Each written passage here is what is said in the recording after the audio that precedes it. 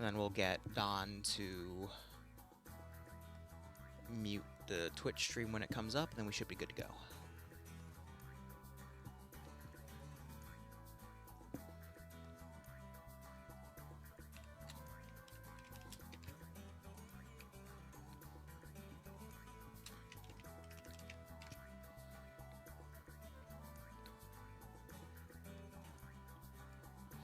I just thought of one little quick thing to add, the fact that I'm probably going to call you guys Rob and Don. I probably should add that to the mission command, so that way when I'm referring to Eggbeats, it's Rob, and Aviator, it's Don.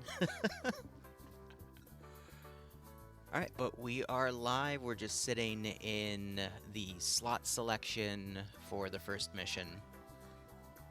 And it's going to take a few people to actually get in, so we can still chill for a hot second. Cool, great to be here. And we want to introduce Don as well. Well, I'm saying let's give it a minute or two, because usually it takes a minute for the notification to go out and then people to actually show up, and then we'll do the introductions while we're waiting for them to get their slotting sorted on the actual server itself. Right, so we'll just tell each other secret stories and stuff. Of course, yeah. Listening. Okay. Keep the conversation you had going previously if you need to. Yeah, that's it. Blah, blah, secret plan, blah, blah, midnight, blah, blah, lighthouse. Blah, blah, yeah. Blah, blah, Send blah. in goat Shovel Blah, texture, blah, blah. Weapons shipment, Number blah, blah. Secret radio. Modded the 81.3 sub, that's such a high number. Not talking about nothing important. Hope keep enjoying the ops. Hope you get a nice kick out of this.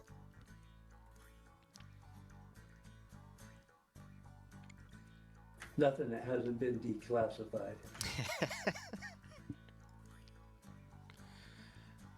Alright, I think that's a good chunk of time. So, ladies and gentlemen, this is Friday Night Fights. For the next 2 weeks, we'll be doing Vietnam for Friday Night Fights, as they do every year around this time. And with me are two special guests. The first you know from the previous Vietnam iterations. Fun fact, I actually met him doing one of these, and ever since we've been very good friends working together every Sunday during the RT Columbia streams. That would be Eggbeats, aka Rob. Rob, how you doing today?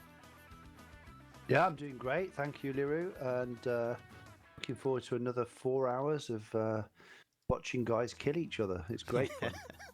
Righto. And with us is our second guest. He is new to the commentator booth, but you also see him almost every week when we do those Sunday RT Columbia streams. It is ccaviator, aka Don. Don, how are you doing, buddy? I'm doing well. Looking forward to watching this event. Yeah, well, ready for you to get started. Which it looks like we are getting pushed into the mission now. I've got some special details I will pull up on my phone about it, just a quick synopsis. But otherwise, as I get sorted, how are you two doing today overall?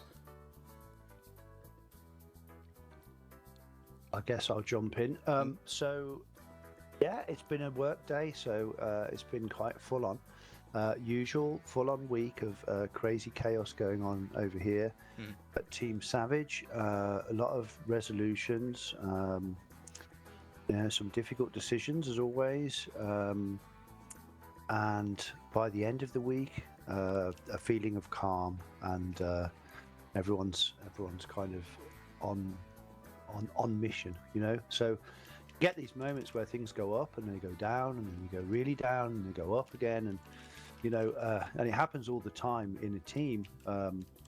We've kind of had a really rough week of things, you know, being pushed around and between ourselves. And then just the last few hours of Friday was a lot of people just coming together and resolving lots of problems and feeling like we're one team and we're just all on the same mission. So, yeah, it's been a quite emotional week actually, but it's good when you have a week like that where it actually ends without you wanting to just walk in front of a bus, right?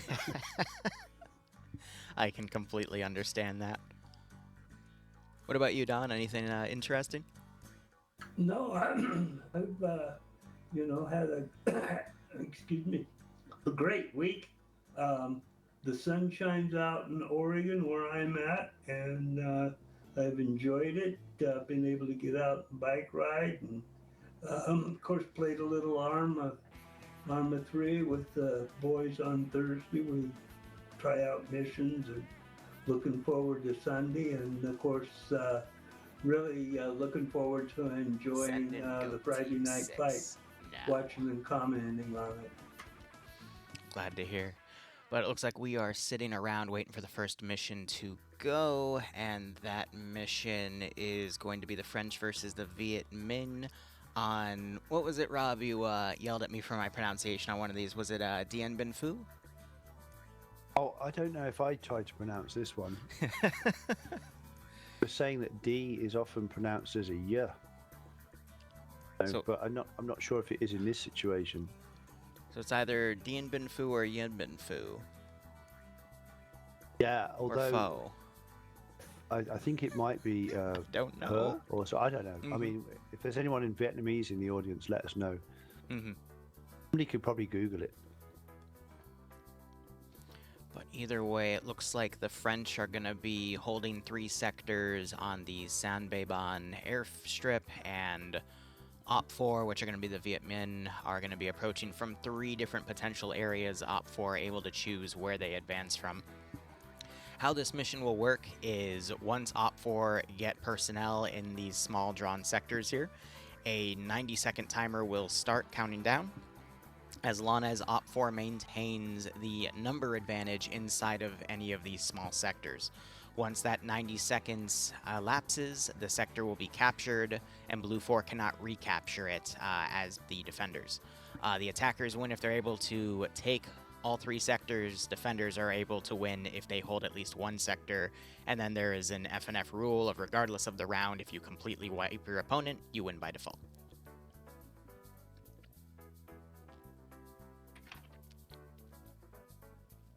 We'll be looking at what both sides have for weaponry, but this was...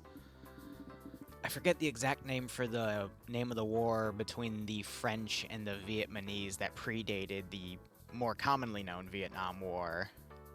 That would be the Indochina War. That would be it, yes. Because the French called it French Indochina or Indochine. Chat's also reminding me of it, but looks like we are in the server now, and just looking around on everything, hitting a few buttons to make all of my stuff work. Looks like we've got a little error message, so let me go ahead and do what I need to hide that real quick, and then we'll go over all the weaponry, and then I'll get your thoughts on the matter from both of you. So give me 1 second. Don't you hate it when Arma decides to have that day where it completely resets all your keybinds and controls and all your presets? It did that to me recently, and I'm still trying to fix everything. There we go. Otherwise, we have a squad of the Viet Minh here. Looks like we got some DP-27s, some SKSs, that nice tannish color of their camo here with all their clothing. I do see some grenades on their utility belts, but that's not an indication that they actually have them. But I remember Vietnam, FNF usually does have a very nice dispersion of different types of grenades, from the fun ones like the Molotovs to the more interesting ones like the various different types of stick frags and whatnot. We're also seeing some Mosins, some PPSHs with those 71 round drum mags. We have some SKSs with the little peep, not the peep scope, but the magnifier.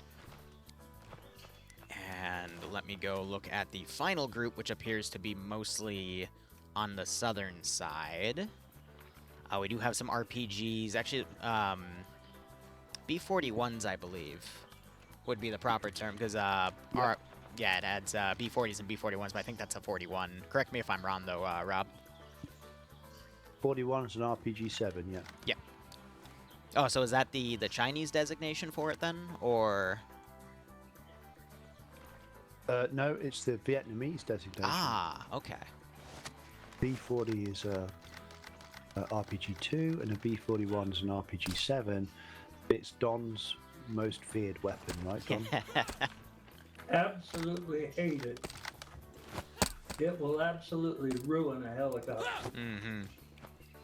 I also see some rifle grenades on the SKS, and it looks like they're also testing the melee feature and making sure they can hit each other with it because, of course, the FNF players would want to make sure they can hit each other in the operation. But looking at the French forces, we have... Now, I'm going to be honest, I'm really bad at remembering the exact designation of the French rifles. If I recall, the main battle rifle should be the MAT 36? MAS 36? That is an anachronism. It's a MAS 4956, which Oh, it's the 56. was not okay. used by the French till after the Indochine War. So people have complained it's in there, and I've just said, well, consider it a free gift. That's fair. We have some Thompsons. Looks like it's the typewriter variant, the 1928, because it has access to that drum mag.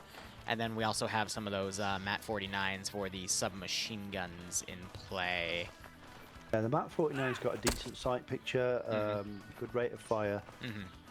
It's quite accurate. It's like a grease gun in a lot of ways, whereas the Thompson, as in real life, has a hell of a climb on it, despite the foregrip.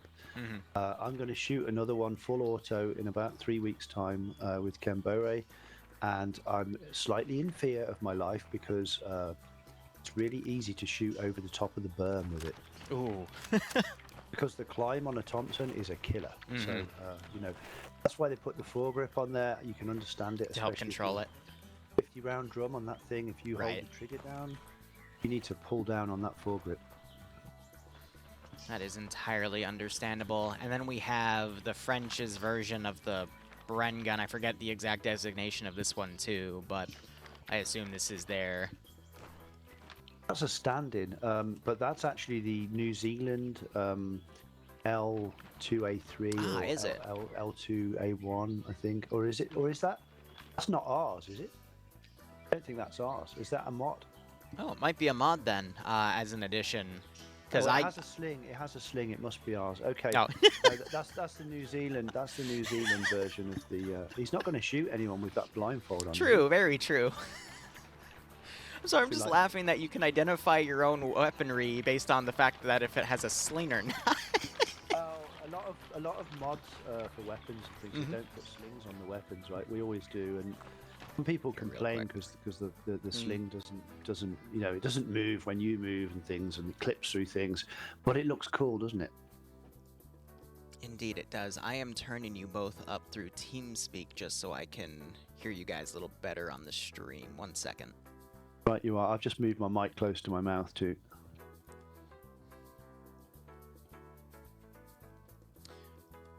Yeah, it is important to look good. They should be more balanced now with me. I did Google D&D and Foo, and that's how it's pronounced according to Google. Nice one, Don.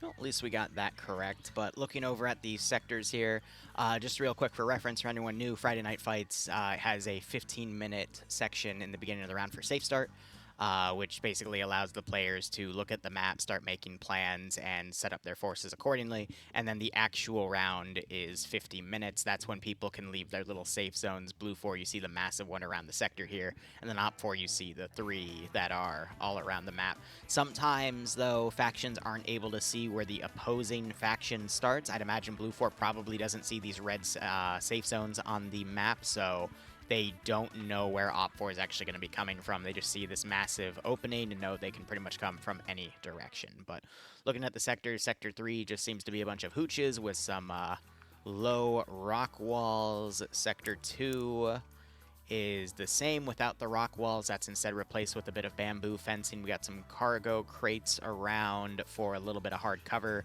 And then I believe Sector 1 over here, they've added this little bunker because the defenders usually get the ability to add some fortifications. So they've got this, gosh, it's the Malden 2035 bunkers that are made to look a little old, like World War II ones. So a little out of place for the position, but not too much if this was more on the coast, but nonetheless, it's just a few more hooches to cover as well. Coming into the AO, it's going to be fairly difficult for Blue 4 to be able to box any Op4 in outside of the sectors themselves because there's just so much surface area around the map.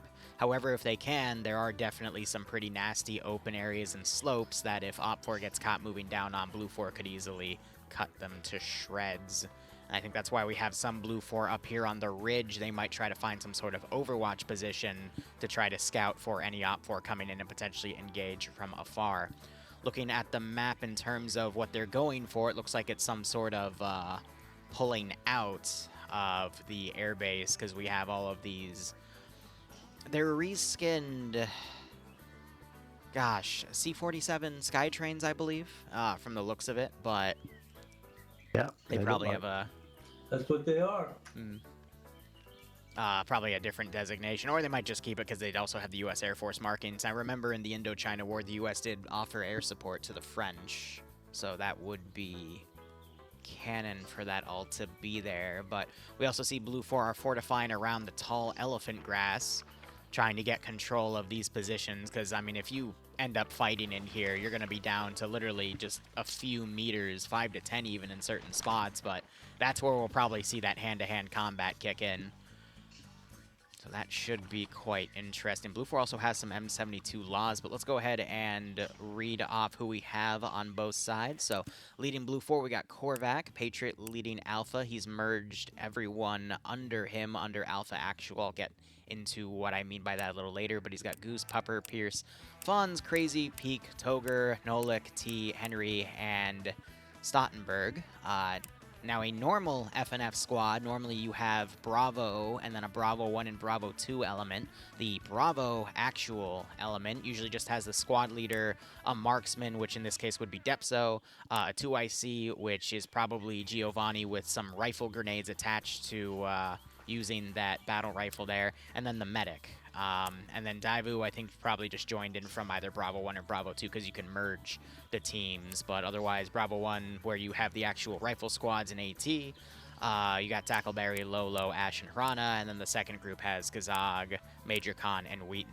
Then we have a naming for an unknown group. However, I would imagine this is Delta because usually in FNF, the Delta groups have what they would describe as the medium machine guns. They have their light machine guns are equivalent in the rifle squads, and for this they're using a 1928 Thompson with those 50-round drum mags as the light machine gun, quote-unquote, and then Deltas are going to have those, what was the designation again? The New Zealand... I think it's an L2A1, but L2A1. someone will put me right. All right. But otherwise, Mac Marine's leading that group. Alexander's going to be the 2IZ, and then you got Huel, being the medic, and then they've just taken all 4 of the machine gunner roles, which is Seismo, Lolo, Curie, and Charlotte, and then Schneider joining under Alpha 2, probably going to merge in with that full Alpha group as he loads in. Op 4, meanwhile, being led by Puma with Malin as the medic, Waldo as the 2IC, probably with those rifle grenades, but that's for Company HQ. Alpha itself has Whiplash, who is also part of the SOG Prairie Fire dev team. Yep. Same with Nemesis. They both handle, what is it, public, what's their official term? Yeah, I was going to say public relations. Generally. That's it. Helps a lot with the events and Whiplash too. And all the brilliant screenshots you see on Steam and the website. Whiplash is pretty good at making those, but it looks like everyone's trying to run up to Nemesis and smack him. I can only imagine what that means, but otherwise, we've got Cullis and Iander under that Alpha Actual group. Alpha 1 has Cats, Nick, Old Cool, Flying Finn, Brazil, Yanni Finn, and SL Dream, so a good amount of Scandi Recon players. I note them because they are some of the better players within FNF. Alpha 2 has... Just to cut in, Liru, that's also a bunch of our guys, so... All right. Old Cool C, and I didn't see the others, they just disappeared, but... Yeah, Brazil is one of our artists. Cool C is one of Artie Columbia, who plays the campaign with us probably every day every Sunday for 3 years. And SL Dream is one of our beta testers and good friends. Usually it's SL Dream and I actually co-casting for FNF, but thank you for stopping me so we could go over that. If either of you need to stop me for any reason, feel free to interdict like that so I can shut up and let you guys have the floor, because I can be I can take over and go very quickly when I have to solo shoutcast. It's okay. All right, so Alpha 2, we got Pi, Dobbs, DJ, Ungrim, and Hampton. Bravo has merged everyone together. Looks like the leadership is Robinino with Ben, Swede, Lurch, Tomer, Alexanderu, Vagrant, Bestafar, McDeed, Legend, Boz, Oddball, and Radium. And then their Delta group is going to be Bates leading with Norris, and then Sablon and Nara taking those medium machine gunner roles, which for this case is a DP-27. And then their auto rifle is the PPSH, probably with those 71-round drum mags. But otherwise, round will begin in 3 minutes. We see Op4 approaching from 3 separate directions, but Rob, Don, what are your thoughts on this? Who do you think is going to prevail based off of what we see on the map? Well, that's a hard call. They're fairly evenly matched weapon-wise because they've got the semi-auto rifles, they've got the 50-round sprayers, and then they've both got 7.62 sort of NATO equivalent LMGs. The DP-28 has 57 rounds, whereas the L2A1 only has 20 rounds. So it's a big difference if you can get your machine gunner into some kind of sensible strategic position. But I mean, the only difference then, I suppose, is the grenades. Blue 4 grenades are generally a little stronger, depending on what grenades they've been given. So that's my take on it from a point of view of a weapon, overview. No M60s for you there, Don? No. They will more than likely come in around round 3 or the third mission, so. A bit early, aren't we? 1954. Right. Yeah, And Don, I'm 6 years old. Wow. But Don, I'm specifically covering this so you can get the standard FNF experience of what the players' traditions are before they get up and go into the AO.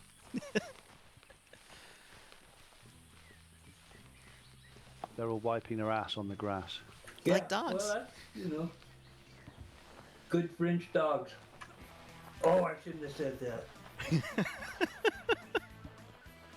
Well, I'm actually curious, and feel free to stop me if this is a little too personal, but was there any personal tradition you had when you were in Nam that you would do before you would take off in a Huey or go out on assignment? Not really. I mean, it was just pretty much all business. Do the pre-flight and, make sure the weapons are ready to go, and, it's all business. It was a pretty serious game we were playing, so, and I wasn't too superstitious. Maybe a little quiet praying in my head before we went into LDs. That's understandable.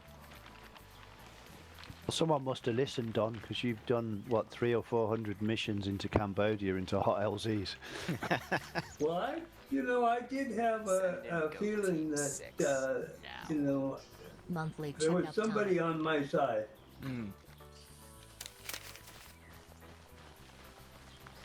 You see, one round will take out a helicopter and everybody on it's dead. And then you see another helicopter get 25, 30 hits and doesn't even go down. Is able to fly back. Just insane. The look of the draw, I guess. Indeed. Yeah, fate or whatever you want to call it. I guess if you think about that too much at the time, you'll end up freaking out and not being able to go out and do the job. Right. Yeah, exactly. Which is why Don was all serious. I guess that's also why some people do get quite superstitious and have their lucky rabbit's foot or their lucky t-shirt or cravat or whatever it is. It's something to cling to at that moment where you're facing your worst fear. Yeah, lucky socks or lucky magazine or... I have one friend who he thought his helicopter was lucky. He was shot down 5 times, and he was convinced that the helicopter is what saved him. And as long as he was on that helicopter, he would be fine. And fifth time he got shot down was pretty hairy, and so he decided maybe he needed to go into maintenance for a while and let somebody else fly. That's understandable. Yeah, there's no shame in that, is there? I mean, for No. us to say at all, but there just isn't. You know, once done that 5 times, like that's enough. That's enough for anyone. I think once would be enough to. Yeah, but putting that into context, you got shot down 5 times. Like Yeah. what, in a video game? No, in the Vietnam War. Like, there's a difference between, like, I don't even know how to put that into words. Like that, it boggles my mind that someone could even have it happen to them once and then just immediately go back into the fray. I mean, my grandfather also flew Hueys.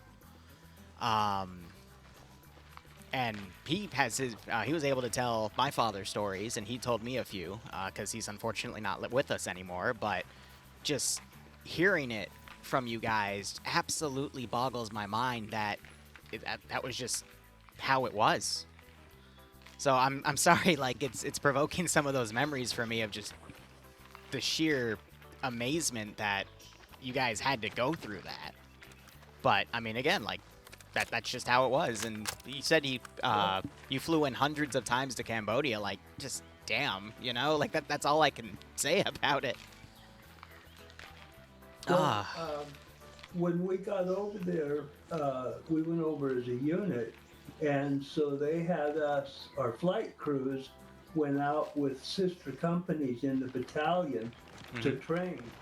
And one good friend of mine that was a gunship crew chief in the Thunder Chickens, on his orientation flight, he got shot down twice the first day. And he goes, I don't know if I'm going to live very long, and if I do, this is going to be a long war. But Jeez. luckily, when he got back to our unit, you know, things weren't as bad. It sounds like his orientation flight commander was probably flying way too low. Right? Yeah. Yeah, they didn't have some very good tactics. And all of our pilots were right out of flight school, except for the senior pilots, and they were Vietnam veterans. And so none of our pilots had learned any bad habits, so they were all able to train them pretty well, and we pretty much flew it by the book. One example of that was the sister company. Treetop level to them was 100, 200, 300 feet off the trees. Treetop level to us was between some of the trees. And once in a while getting trees caught in the skids and breaking chin bubbles.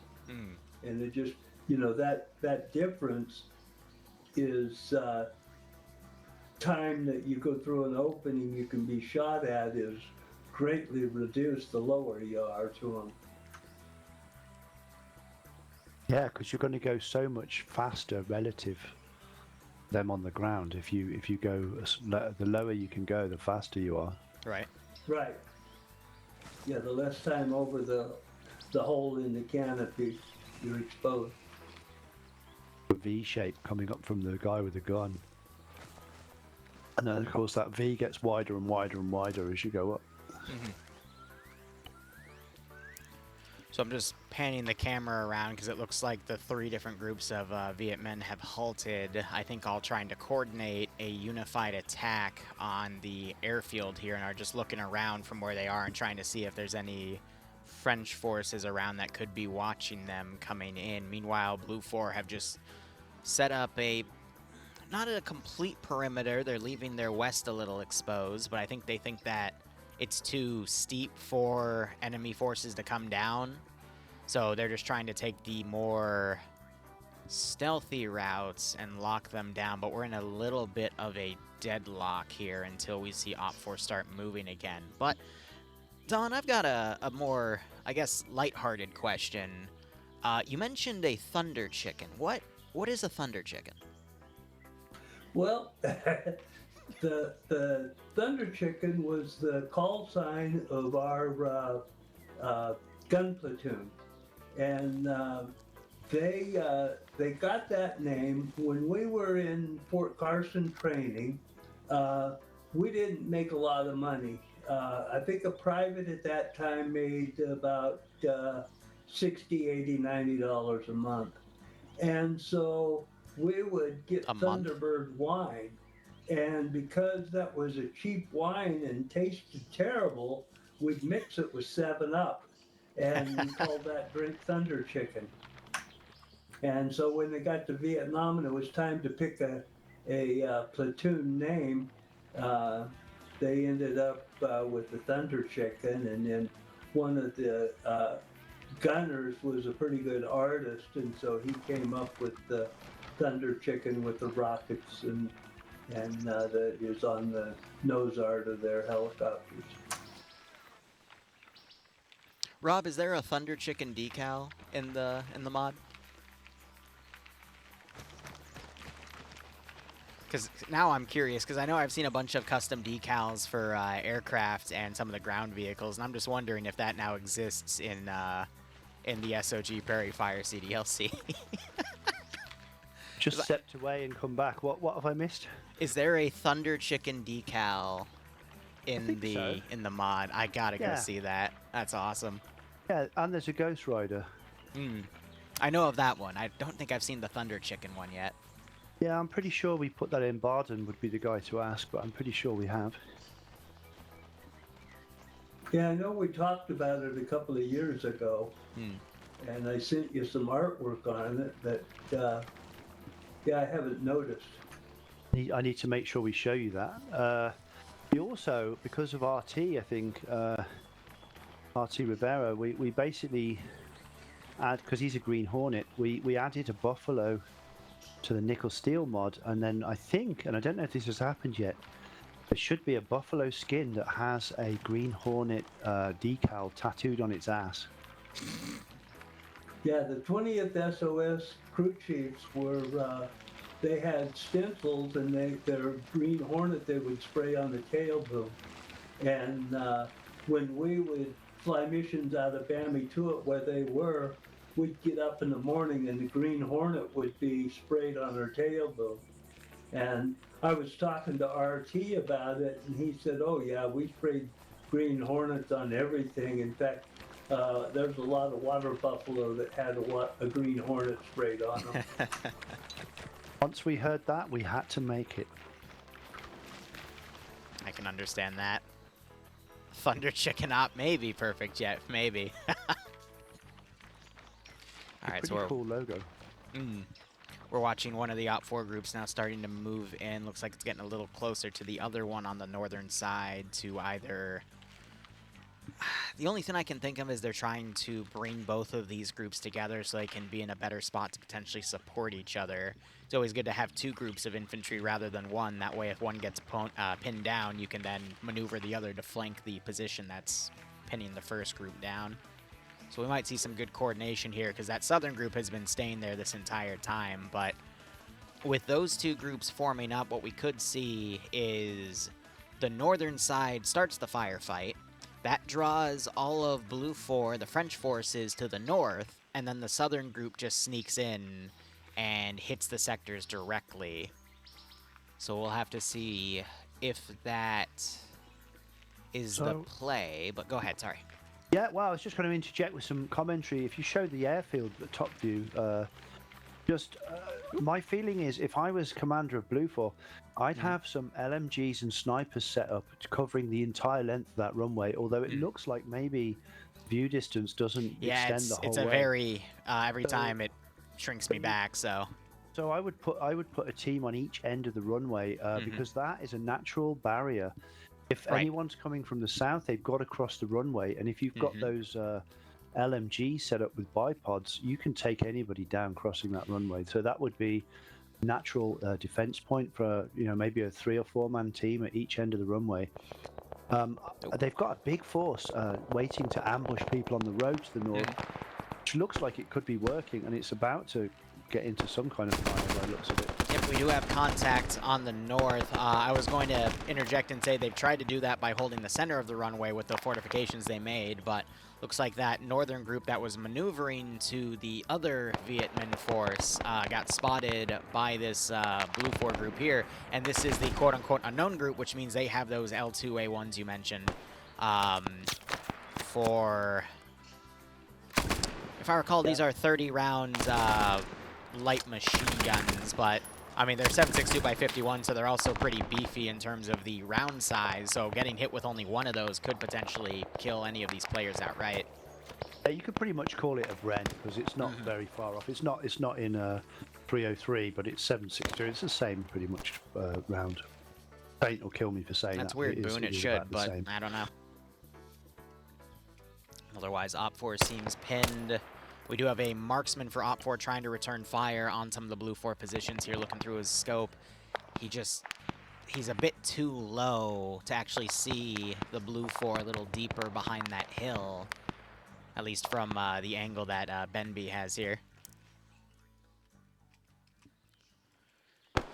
Now the trick is to make sure that Blue 4 doesn't try to push out and actually hunt that Op 4 group. They've got a really nice hilltop position, but looking at the map, you do see the other Op 4 group starting to maneuver in. As I predicted, one group's going to hold while the other one starts to maneuver around and interdict that position. But I think Blue 4 are going to wise up to that and immediately start pulling back. Yeah, I mean, if they were further south, they'd be able to move in and slam those guys from the flank and fix them real hard. And get some team in close and drop some nades on them. Look at what they're doing to the south, though. It looks like they split up between two groups, and they're going to try to emulate what the northern groups are doing as well for Op 4, so... Interesting. I feel like the Viet Minh are just doing some probing attacks right now to see where they can actually get their forces into the sector and trying to figure out where the French forces on Blue 4 have deployed. That way they can either challenge those deployed positions and start defeating Blue 4 in detail by isolating the smaller groups and taking them out with superior numbers, and that will whittle down the entirety of Blue 4's defense so that by the time they get to the sectors themselves, it'll only be a third or fourth of the entire Blue 4 force that they can then easily overpower and beat. So we'll just have to see how these Blue 4 French groups maneuver around and who they run into, and honestly, if they get a little lucky to run right on top of Op 4 elements before they can collapse the two larger groups on top of them and potentially wipe out Op 4 early on. But, I mean, it's a big jungle and it's a big AO, so that's going to be a little tough to do, but we'll see if they can do it. Yeah, it's all about performance, really, because this probably looks more like Cambodia than Laos, for example. A lot more spread out trees and things. Do you think, John? Yeah. It's a lot more spread out in the game than the actual jungle was. Right. Then I guess and Cambodia had a lot of grassland as well. Well, it did have a bunch of grassland, lots of grassland and open spaces, and then lots of single and double canopy jungle. It didn't have the heavy triple canopy like up north in the Central Highlands. And of course, when you see Vietnam today, it's completely been defoliated. All of the Central Highlands are coffee plantations and tobacco plantations, and the only jungle that's left are in nature preserves. That's fair.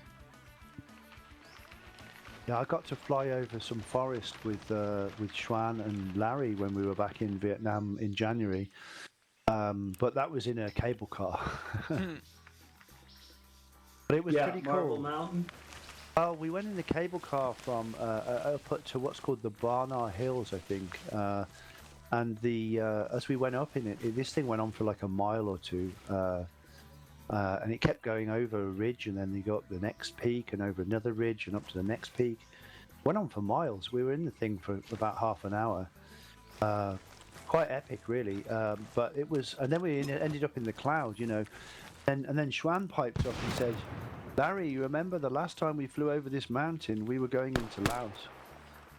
And it was on the way from FOB1 to into Laos. Like it was that. Oh, It was the okay. same. It was the same route that you went from, say, Camp Eagle at a Fubai airport, going up and over Thanks, Boone. to Low into the Fixed it. Perry Fire Love AO. you, Liru. So we flew over that, but we were in a cave. When Nav Wynn and I were trying to find Stuttgart in the 20th SOS gunner that's still missing in action, I looked at Google Earth up in the Tri-Border area, and it's amazing. Cambodia has been, you know, defoliated and turned into farmland and quite a bit. When you get to the Laotian border, and it's all like it was back then. You know, the trees are still there and it's forested, and you know, which was really kind of interesting. How Laos has not had the development that both Cambodia and Vietnam have since 1975. It may have something to do with the fact it's the most landmined country in the world, True. and it's very expensive to clean up. That's part of it, and the other part of it is just the politics and of the people there. I think that has a lot to do with it too. I'd love to go and walk the forests of Laos, but I would be in fear of losing a leg or something. Yeah, you definitely want to have guides with you. I've seen several documentaries on groups that go in and clean up landmines.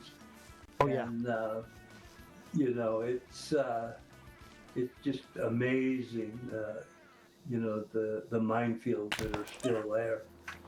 I think if one day we make, you know, tens of millions of dollars profit on our Vietnam War games, I would definitely like to put some money into demining charities. Yeah. Those countries out, you know. So catching us up on what's been going on, Op4 was trying to merge their two groups together. The group they engaged on, the French, pulled back, actually caught them moving, started an engagement. Blue 4 took 2 KIA, Op4 only 1, until one of the members of Blue 4 saw one of the Op4 guys and just picked them off. So both sides have only lost 2 guys, but you see that Op4 is trying to regroup and Blue 4 is going in between that element, but you also have Op4 ground command right here as well, and I think he's just noticing some of these Blue 4 elements coming in as well. So it's getting very messy because we literally have, in terms of battle lines here, Blue 4 and Op4 right in the middle of each other. And I think we just had another Op4 KIA. And it looks like kill logging isn't being done, because that's the second time I've seen MacMarine get somebody, but it hasn't given him any point tallies. But Op4 ground command under threat here, and he's got not really any good options, because the only way he can pull back is uphill, and that would easily expose him. Plus he has that massive radio antenna. Get some shots on Alexander, though, and take some return fire. If I was ground commander, I'd be tossing frags and running through those ferns. Right. He's trying to toss a frag, but it's a little too high, and it looks like he just got flanked by Seismo running up with that Bren and taking him out. So now without a commander, we'll see if anyone steps up. But I'd imagine... Oh, interestingly enough, Op4 is trying to move their southern force around the airfield to regroup with their entire force up here. I wasn't expecting that, but I think their goal is to get everyone regrouped to take out all the Blue 4 outside of the AO and then push everything in on a unified assault to the sectors. That is a very good strategy, but the risk you have with that is if you have all these small amounts of Blue 4 already in the middle of your forces, it only takes one grenade in a clump of guys to really mess with the number advantage you're trying to get from there. Because if you clump everyone up, you're just going to take higher amounts of casualties. Well, I've played Mike Force at this location on the map, and quite frankly, I think it's a pretty good strategy they have because once the Blue 4 forces are neutralized up in the hills out of the jungle, the runway is almost impossible to defend from the attacks down from the higher elevation because the Up 4 will have all of the high ground and be able to shoot down into the defenders on the runway.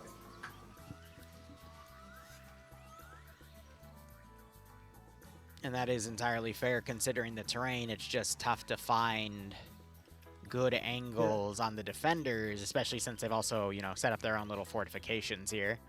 Yeah. Well, it's going to be interesting to watch. Now we've got Ash and Harana, who were watching the south earlier. They've now moved up. They've got a set of submachine guns here. And I think they're pointing out, yep, they see some of Delta. So they might run up and try to ambush. And Ara here from Op4 with one of those DP-27s. Firing up at the smoke, but is also quickly pulling away. I'm going to be really curious to see what happens to Harana and Ash here, though, because they've got a massive group of Vietmen behind them. But at this range, I mean, they got 2 submachine guns, so they could answer it pretty well, but I mean, when you have this many units in this much like loose of a formation, if you throw a grenade, it's going to get somebody. Just with all the people here, it's unlikely that it wouldn't, so if they realize the situation, they could definitely rack up a few kills here, but you can literally see just the angle of they're both looking in the same direction. I always love shots like these in FNF because in this game, you never realize how close you can get to the enemy. Even when we do RT Columbia stuff and get right up to the AI at times where we have to go prone and they're literally on top of us. And watch this, they're about to run right into the lines of the Viet Minh right here. Unfortunately being ahead of their barrels, but got Anara also coming up here. So this is going to be really confusing for the Viet Minh as well. Harana, I think, just noticed. Starts popping grenades. And Harana actually runs up and gets the kill on Harana. And Ash is able to run away. But it's always crazy how those types of scenarios play out. And unfortunately, didn't really go well for the French there. But we also have a renewed offensive here back into a Blue 4 line, which I think there were 2 groups of Blue 4 that are now forming along this ridge here. But we have Charlotte about to also walk right in front of a line here. Who's going to look left or right first? I think Tomer's going to get it. Tomer's trying to run right up. Charlotte doesn't realize and tries to dodge on the ground by rolling around. And there's the double tapping. But it's events like these is why I like to cover these events, because it's amazing how close people can get to each other without realizing in the fog of war just where everyone is. And they're still double tapping.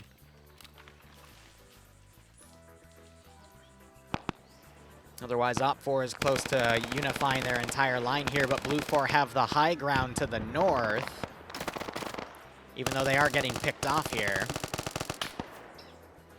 And Command's still in the back there, but I'm hearing rifle grenades going off as well.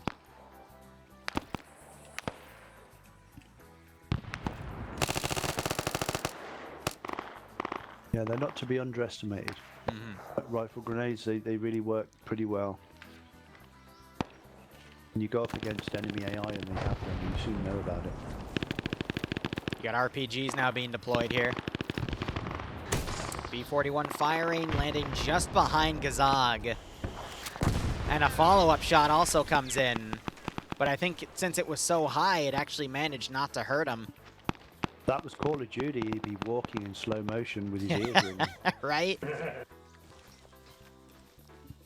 And he'd get shot by some bunny hopper with a pistol. Admittedly, I'd probably be the bunny hopper, but he's got a really good spot right here, though, with that Thompson. It's just, as we were talking about before the stream, keeping that Thompson... I might have just caster cursed him, but oh well. That's a shame, because that 50-round drum is pretty good. Once you're prone, it works pretty well. You've got good stability with it, but the blue 4 line is falling apart. It looks like that southern Op 4 group is starting to advance on the actual garrison. I feel like Op 4 is in a really good spot to win this one, but we'll see if the French can survive on the garrison itself. But I just saw a pot shot. There's another one coming in of a Viet Minh sniper. It looks like it's firing at Kremet here.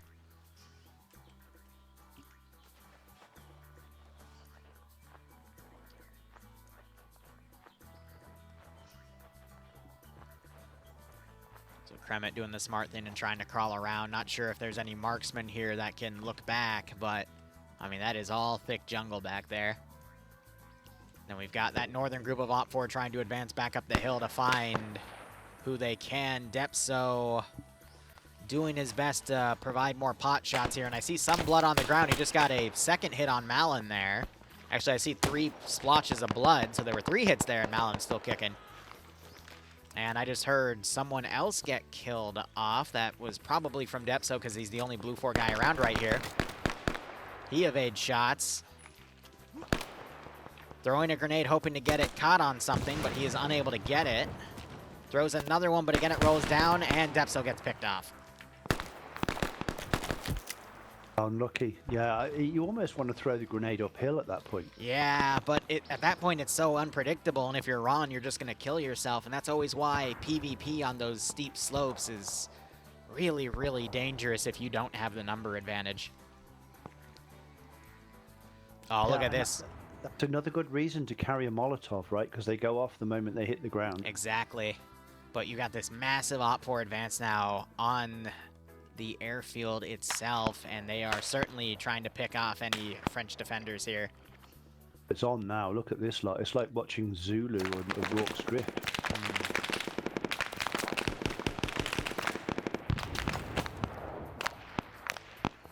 The anniversary of that just passed recently. And our finance director was down at Rorke's Drift because her great-granddad was involved in the battle. Ooh.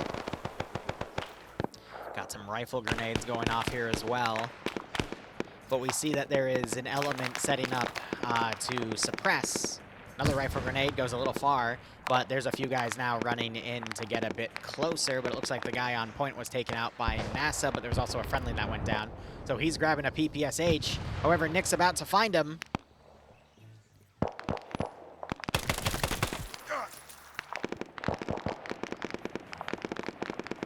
Remember, if you're going to loot, you got to do it quickly, otherwise that'll happen to you too.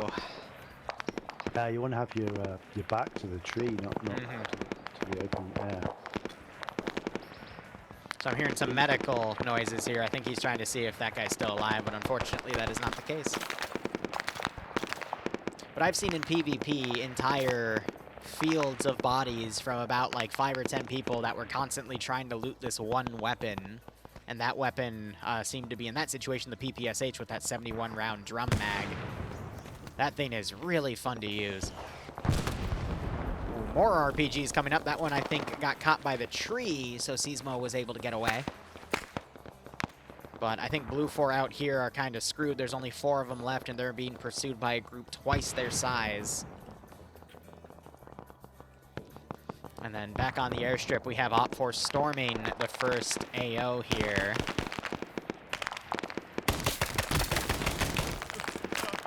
Oh, yeah. Just caught reloading. Kremet was down, but he woke back up. He's throwing grenades into the bunker.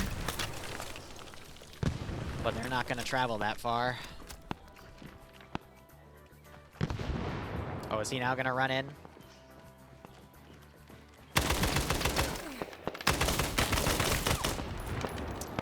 I would have saved the grenade for that little section and then just had them run out to me, but... Oh, yeah. I mean, those decisions are made in the moment, and that's where it can cost you.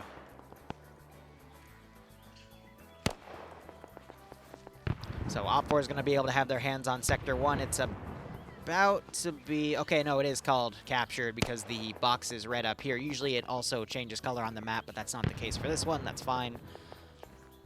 But now Op4 really have to fight for Sector 2, and Blue 4, I mean, you can just see the numbers here. We've got, let's see, 4, 5, 6, 7, 8, 9, 10, 11 Blue 4, and Op4 we've got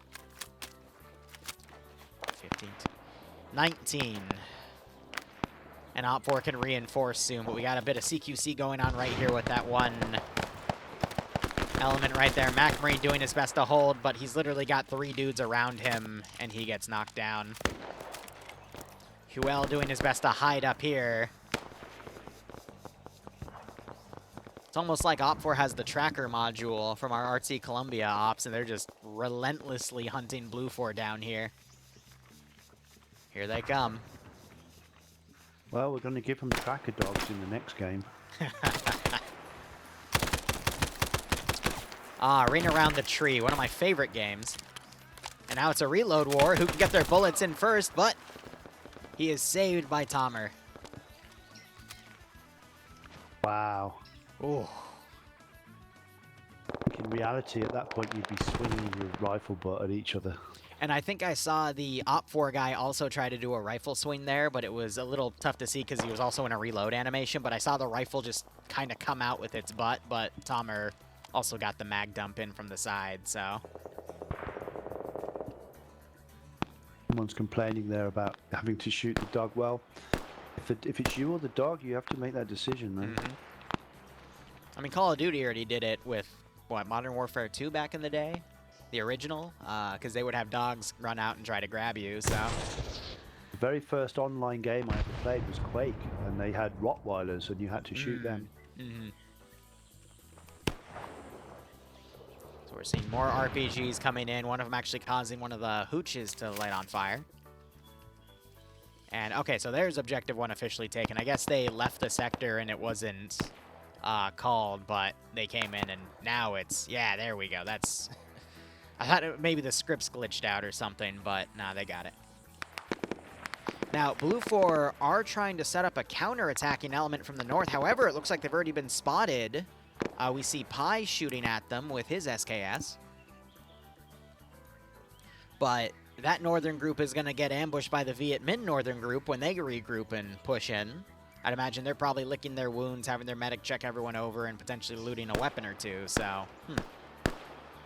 What we could see here, though, is the northern group that's trying to overwatch the southern group of Op4 turns around and engages Blue 4, but now that southern group, if they continue to advance, now they don't have covering fire from their northern group, and thus they can get pinned right here as well. So it's still anyone's game. Speaking of, that game ends in 15 minutes. It does not feel like 35 minutes have passed for the round to start, though, that's for sure. Yeah, rifle grenades going back and forth. Sorry, go ahead. There's a lot of faffing about in the forest at the beginning, I think, and getting themselves organised. Mm-hmm. But, I mean, that's obviously worked from a strategic point of view. I think Whiplash just got sniped by a rifle grenade from at least 50, 60 meters away.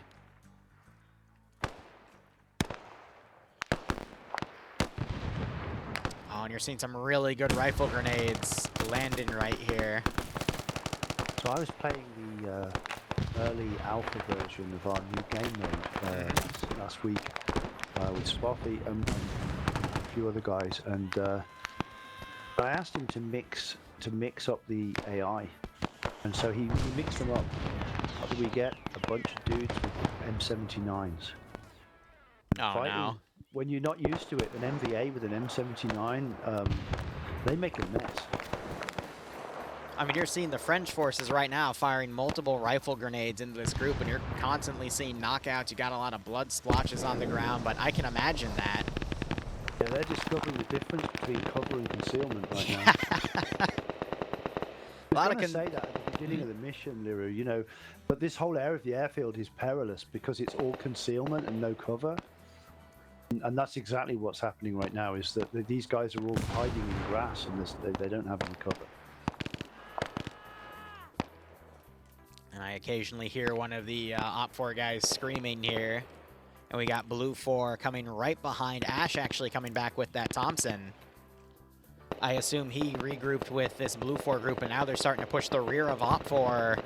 But Op 4's numbers have definitely taken a dip here. We counted 19 earlier, and now we're down to 12, Yeah. so that's 7 casualties. You almost feel that after they took this zone, they needed to dart north again, back into the tree cover. Right, but they held. And then, because there's no way of getting across from here. This is bad tactics. Because how are they going? So they've thrown all the smoke out to try and get across. That's just.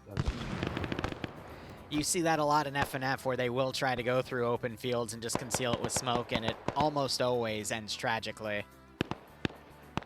Yeah, I mean, if I was doing this, I'd do it so I could get my team out and back into the trees and flank. But not directly move. They don't have the time, though, do they? 13 minutes is actually still a good amount of time. You basically, because you see where the forest cuts off right here, you can then immediately get into those other 2 zones.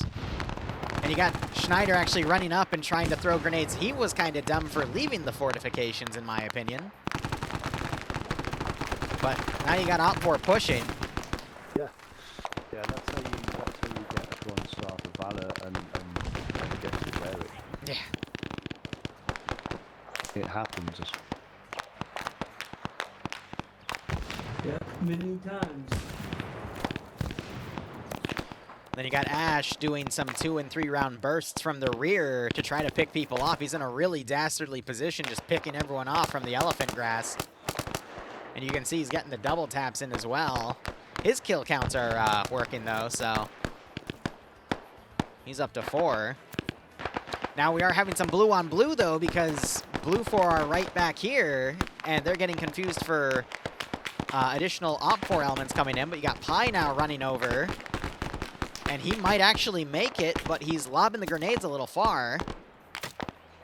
He's one of our guys, one of our developers. He gets the kill on that guy as well. Good marksmanship.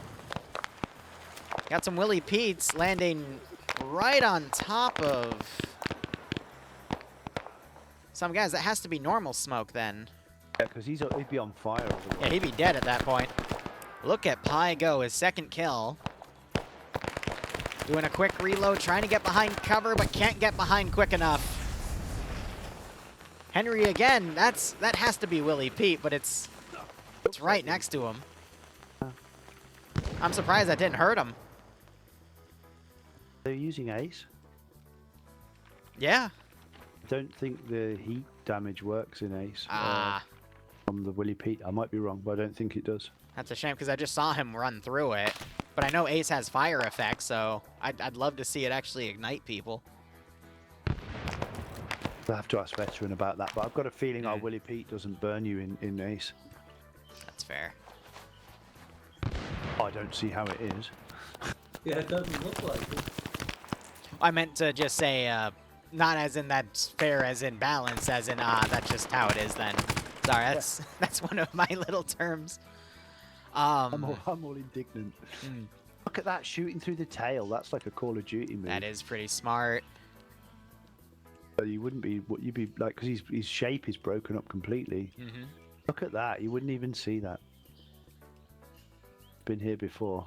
That is quite nice.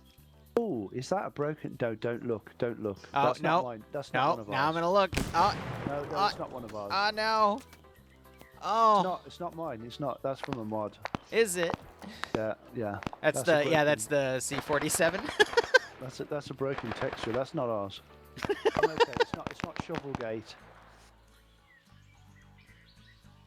So I'm being told by one of my mods that with Ace it does burn you. It just might be a setting change on their servers. Right, Look, okay.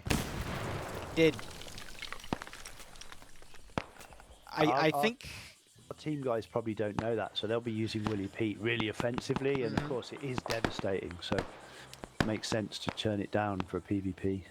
So you might have just witnessed Pierce blow himself up. He's really good at cooking grenades, but I think he mistimed the one he was holding, and yeah. Stop being him. Ooh. At least he woke back up. That's surprising. Normally when you pull a pin off of a grenade and it goes off in your hand, I don't think you're supposed to be able to walk away from that. Yeah, I bought a decommissioned grenade home. My son said, "Oh wow, look at this, Dad!" He picked it up and pulled the pin out, and I ran out the room really fast. Came back in about a minute later, and he pretty much crapped his pants. Here's- A lesson. Right? Ah, and there he goes. Alright, gonna do a number count. Op 4 is down to 7 players. Blue 4, 5 there, 6, 7, 8. So it's neck and neck right now with 8 minutes remaining. It's just gonna be who has the better PvP. We've got Blue 4 trying to run some forces in the middle of Op 4's line, while they're still maintaining a pretty decent defensive line on their position. Oh, yeah, we got the submachine gunners trying to run up and get close. I don't think it was a Molotov, because it would have had a different break effect on the explosion. Yeah, he just assumed the neighbours are obviously not live, but how can you make an assumption, right?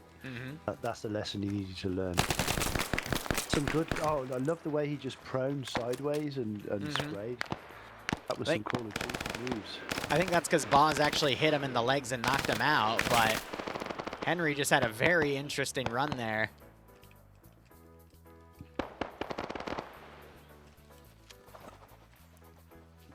I always find it funny, though, the people that play defense and sit there for the entire sector tend to end up becoming the most aggressive players because they've been sitting around bored for the past 30, 40 minutes. So they're the ones you'll see fan out and be more aggressive than the actual attacking faction. But it's that level of aggression that usually ends up winning the fight. Because Op 4 down to 4 players, Blue 4 have double that with, okay, a little less than double. It's 7 at the moment. It looks like Wheaton is now running back. I think you get a bit aggressive when you got a 50-round drum as well. I think he's got the PPSH, actually. Yeah, so he stole one. So he's got a 71-round drum. Yeah, and that thing has no recoil, having fired it on a range recently. I was really surprised. It just pushes back into the shoulder. There's no climb whatsoever. That is quite nice. And that's not the weight of the drum like you'd think. It's just a really well-designed weapon.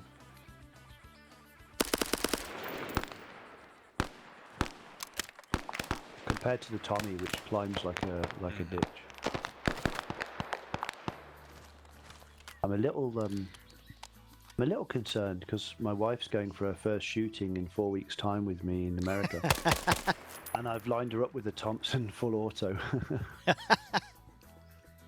That won't be her first. She's going to fire an M1 carbine first, just to get used to shooting. We're going to hand her a full auto Thompson and stand her really close to the berm.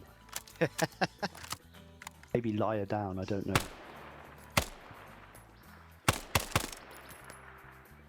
I'd stand right behind her. Yeah. So any turn she makes, she pivots on you. It makes me think of the days we were teaching people to firefight in the Navy, and you have to stand behind the girls and put your foot against their back leg and hold them by the scruff of the neck, because if they, because when they turn the hose on, 100 psi hose, they end up on the deck with their legs wrapped around it, holding on for grim life. Because if they let it go, that 8-pound at the end of the hose is going to kill everyone in the room. Yeah. You don't let him go.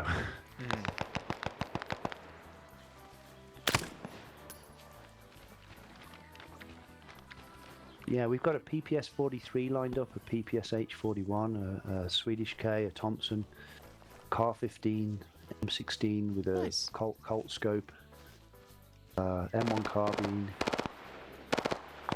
Ken's bring back TT33 Tokarev pistol, 1911.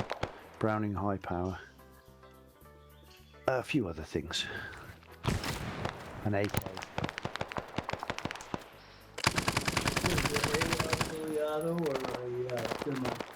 So the Car 15 is good. We only fire it on semi because I think that rifle's worth a lot of money. It's not something you want to just burn out on full auto. Oh, it's a real Car 15. Yeah. Yeah. Yeah. Yeah, it's Ken's personal car 15. It's not Mhm. something you want to go in like. Oh, yeah. We need to get you to try that at some point, maybe at Bragg one time. Don, we'll get that arranged. Did you ever get a chance to use one on a range over in Nam with any of the guys? No. I never did get a chance. Just my trusty AR-16. They did I you fired dirty. it a lot on fully auto. I bet you did, yeah. And how many thousand rounds M60 have you got through in your life, do you think? I don't know. There were some days we fired 10,000 rounds. Jeez. So, you know, You can hundreds still of hear. thousands of rounds. You can still hear us as well. That's pretty cool.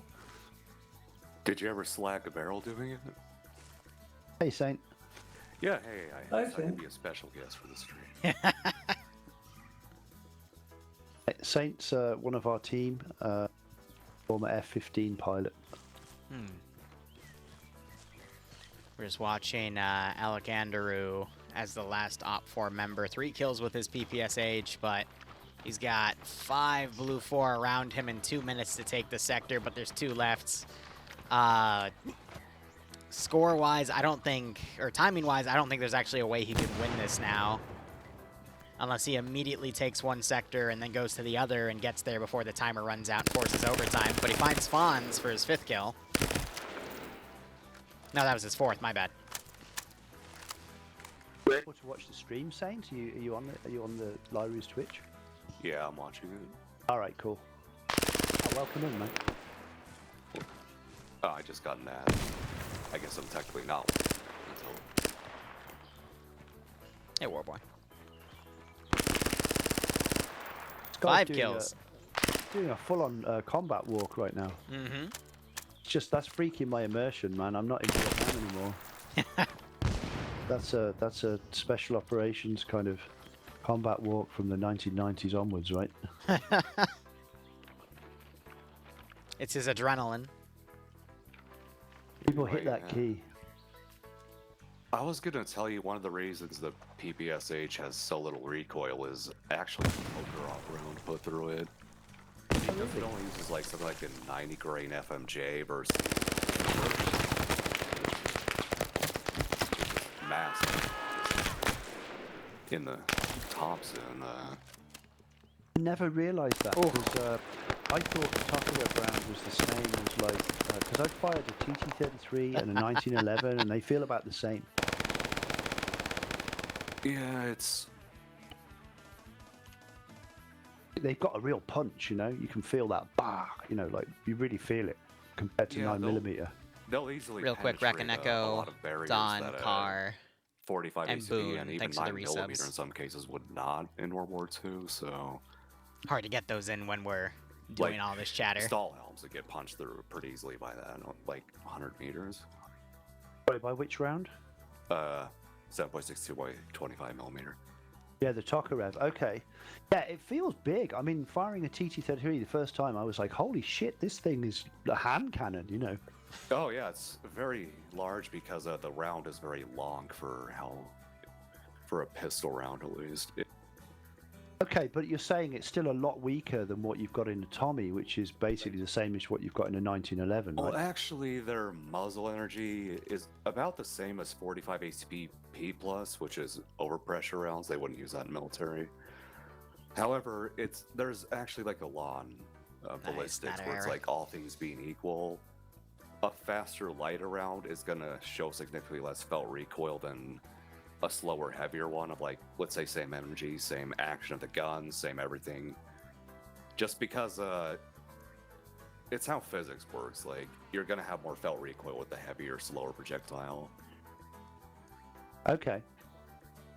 And since it's nearly like, it's like 2.5 times as heavy as the one thrown out by the PPSH, obviously you're going to feel that.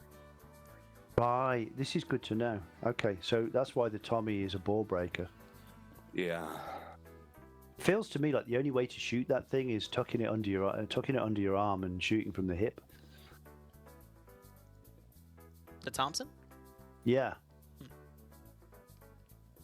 I mean, a lot of soldiers actually did that back in the day, but Yeah, I mean, I've seen Doug, the guy who owns it, drop a whole mag. He dumped a whole mag just holding it from the hip, and that barrel didn't climb at all because he could brace it against, with his arm straight, his front arm, and just everything hit the gong. And then I'm shooting it from shoulder, and it's just like going up and up and up and up, Yeah.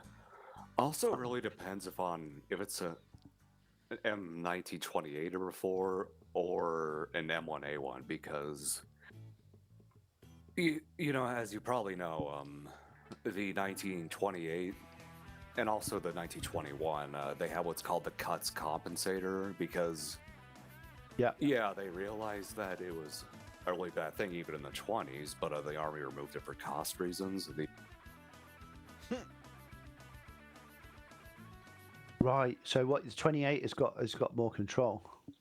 Oh yeah, easily. The cuts compensator it's very large and can't be removed from the barrel, but yeah, Doug has both of those, so I'll make sure that I fire the one with the 28, and I'll give my wife the M1A1. So she'll enjoy the.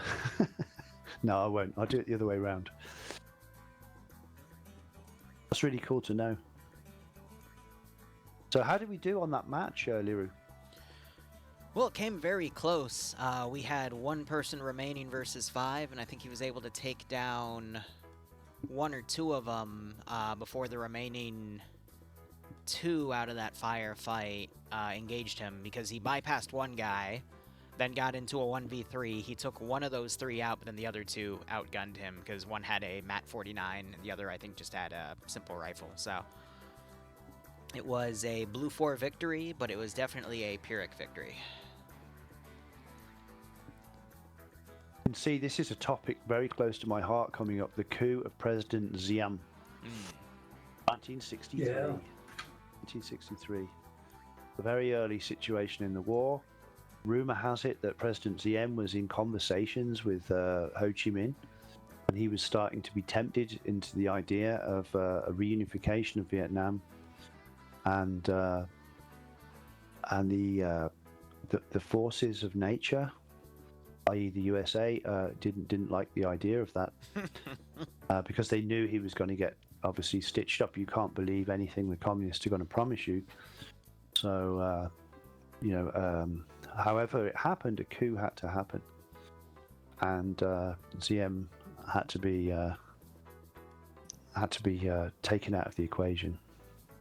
And we happen to be, in our team, we have a guy who was there and actually involved in that coup.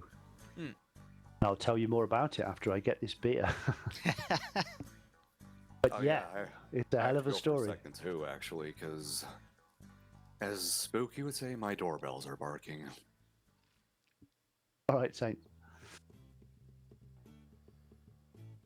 I was supposed to shoot with Saint in Arizona last year, but he was ill, and I was gutted because he's got a big arsenal, and I was like in town for a whole week, sitting by the pool reading books. I went there to shoot all his guns. It was just so annoying. But obviously, I'm glad he was well at the end of it. So there was that. Indeed. Yeah, glad you made it through it. But I wanted to shoot all his weapons. He's literally got so many. He used to run a gun store. He's got a lot of guns. Which for a Brit is, like taking a virgin into a brothel.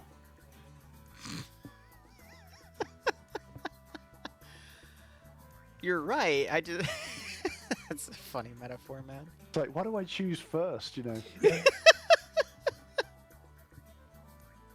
We're with SOG Recon tonight, so we can lower the tone. Right, Don? Yeah, I was going to say, virgin into a brothel in your case. In my case, I'm not sure what that would be. Maybe taking one of the regular customers in, because I've shot and shoot a lot.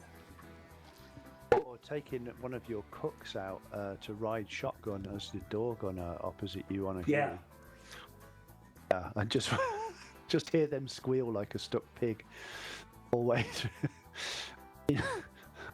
I can't imagine like when you've done a few of those and you go in again and again, know what's coming, you know, and then there's other guys if they've no idea, like they're going to come out pretty shaky, right? Yeah, most of our cooks were too smart to want to do that. They'd heard the stories, and you know, it takes a sick individual that wants to get on a helicopter and go out and see what's going on. And I qualify as one of those sick individuals. I wanted to crew my own helicopter from my days in mechanic school, and took me a while to talk my way into it, and I just loved it. I mean, just absolutely the highlight of my life. I think you said to me one time that and I think Jim Moriarty said the same thing, who was a door gunner on E model Hueys for the Marines, was you didn't really need a flak vest, you just needed a lead vest, as in putting so many rounds down range that nobody could shoot back at you. Exactly. Suppressing fire. Yeah, I mean, the only thing to hide behind is your M60 putting tracers back where the tracers are coming from. Or muzzle flashes, if it's at night. And I suppose apart from the rate of fire being more like 600 than 1,000, it's pretty much like being an MG42 gunner on Omaha Beach. Yeah. Yeah, the M60 is about 600 rounds a minute, and we double springed them, and that increased the rate of fire about 50 rounds to 650. Wow, I suppose But every round counts. That's still, you know, a lot of ammunition in a minute, because the ammunition came in 750 round boxes, and so, you know, going through almost a whole box in a minute. I guess is that the point in the moment in your mind where the anxiety level is cranking up, because you know you have to change a box in the middle of an operation. You know, you're about to land in an LZ, and you're really conscious of like how many rounds you've put through, and when that belt's going to end. Well, I carried 2,000 rounds in a grenade box. I would take basically almost 3 boxes of ammunition and hook all the links together into one continuous belt. And there were a couple of times that I got down to 300 or 400, 500 rounds, and was a little bit nervous and thinking about whether to grab the M16 off the wall or getting ready to grab it off the wall. Right, so if the M60 ran out, you wouldn't bother trying to reload a belt. You would just pick up your M16. Yeah, I would. Whoever's writing my prediction for this, can you just state green for attacking and op for defending? Because I don't know which side's the police and which side is the ARVN.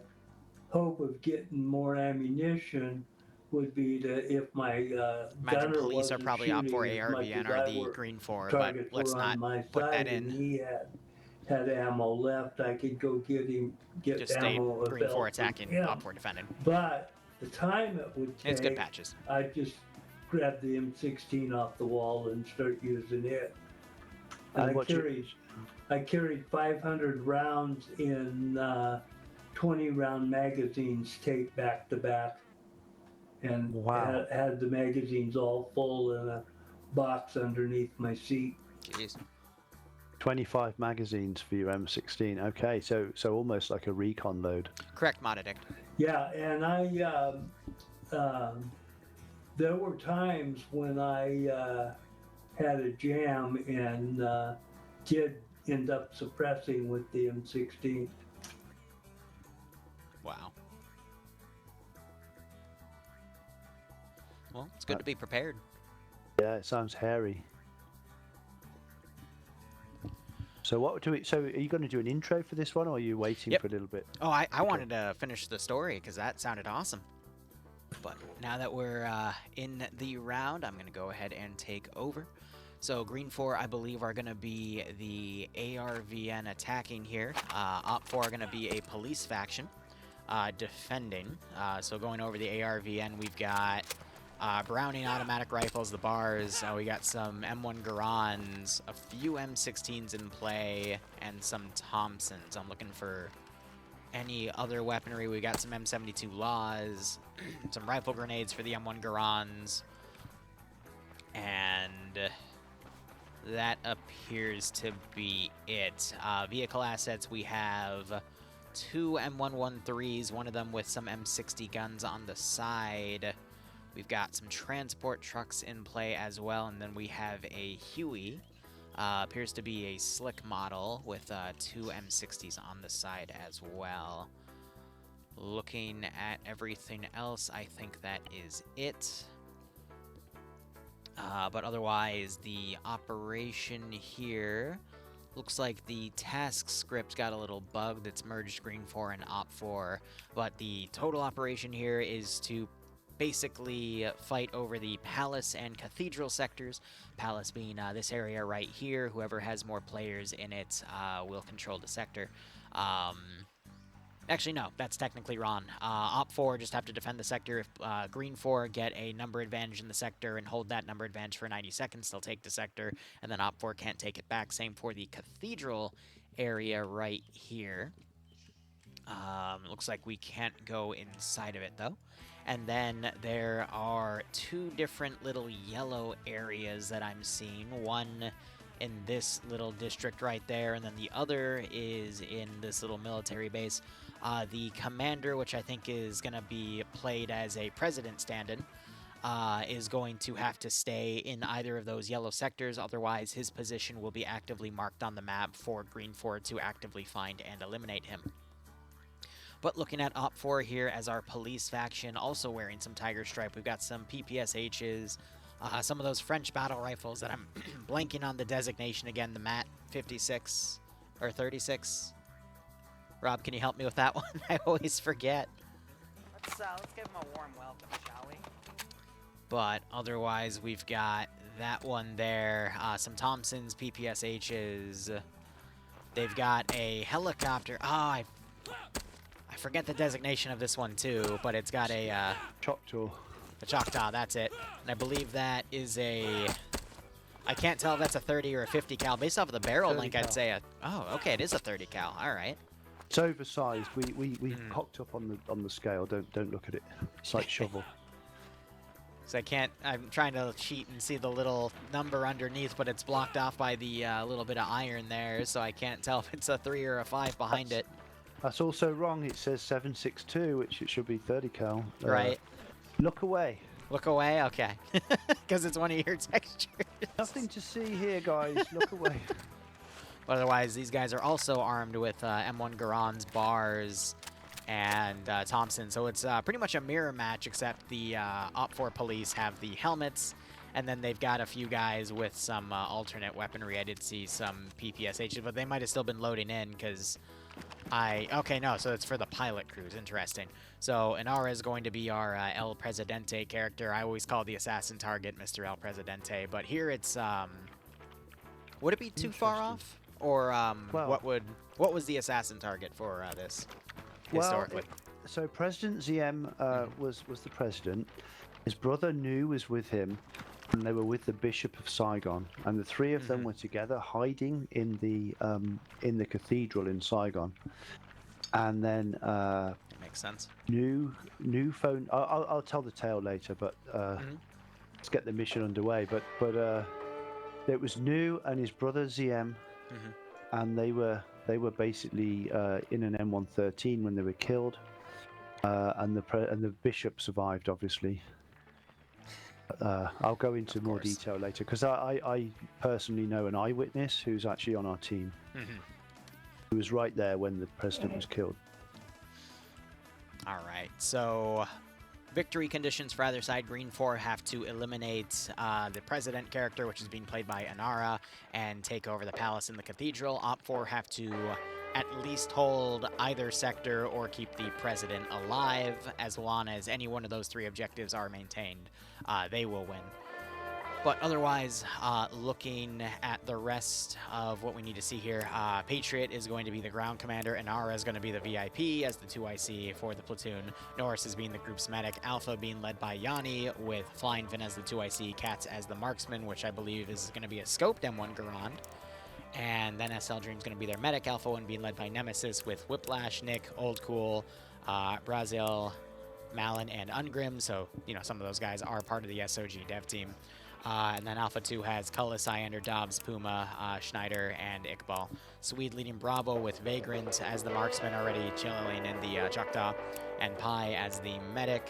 Bestafar, Alexanderu, Rabino, McD, Lennox, and Lurch all on Bravo 1. Bravo 2 has Waldo, Legend, and Oddball. And Hotel 1, which is going to be the helicopter crew, is Sablon and Bates. Depso commanding Green 4 for the AV... is it ARVN or AVRN?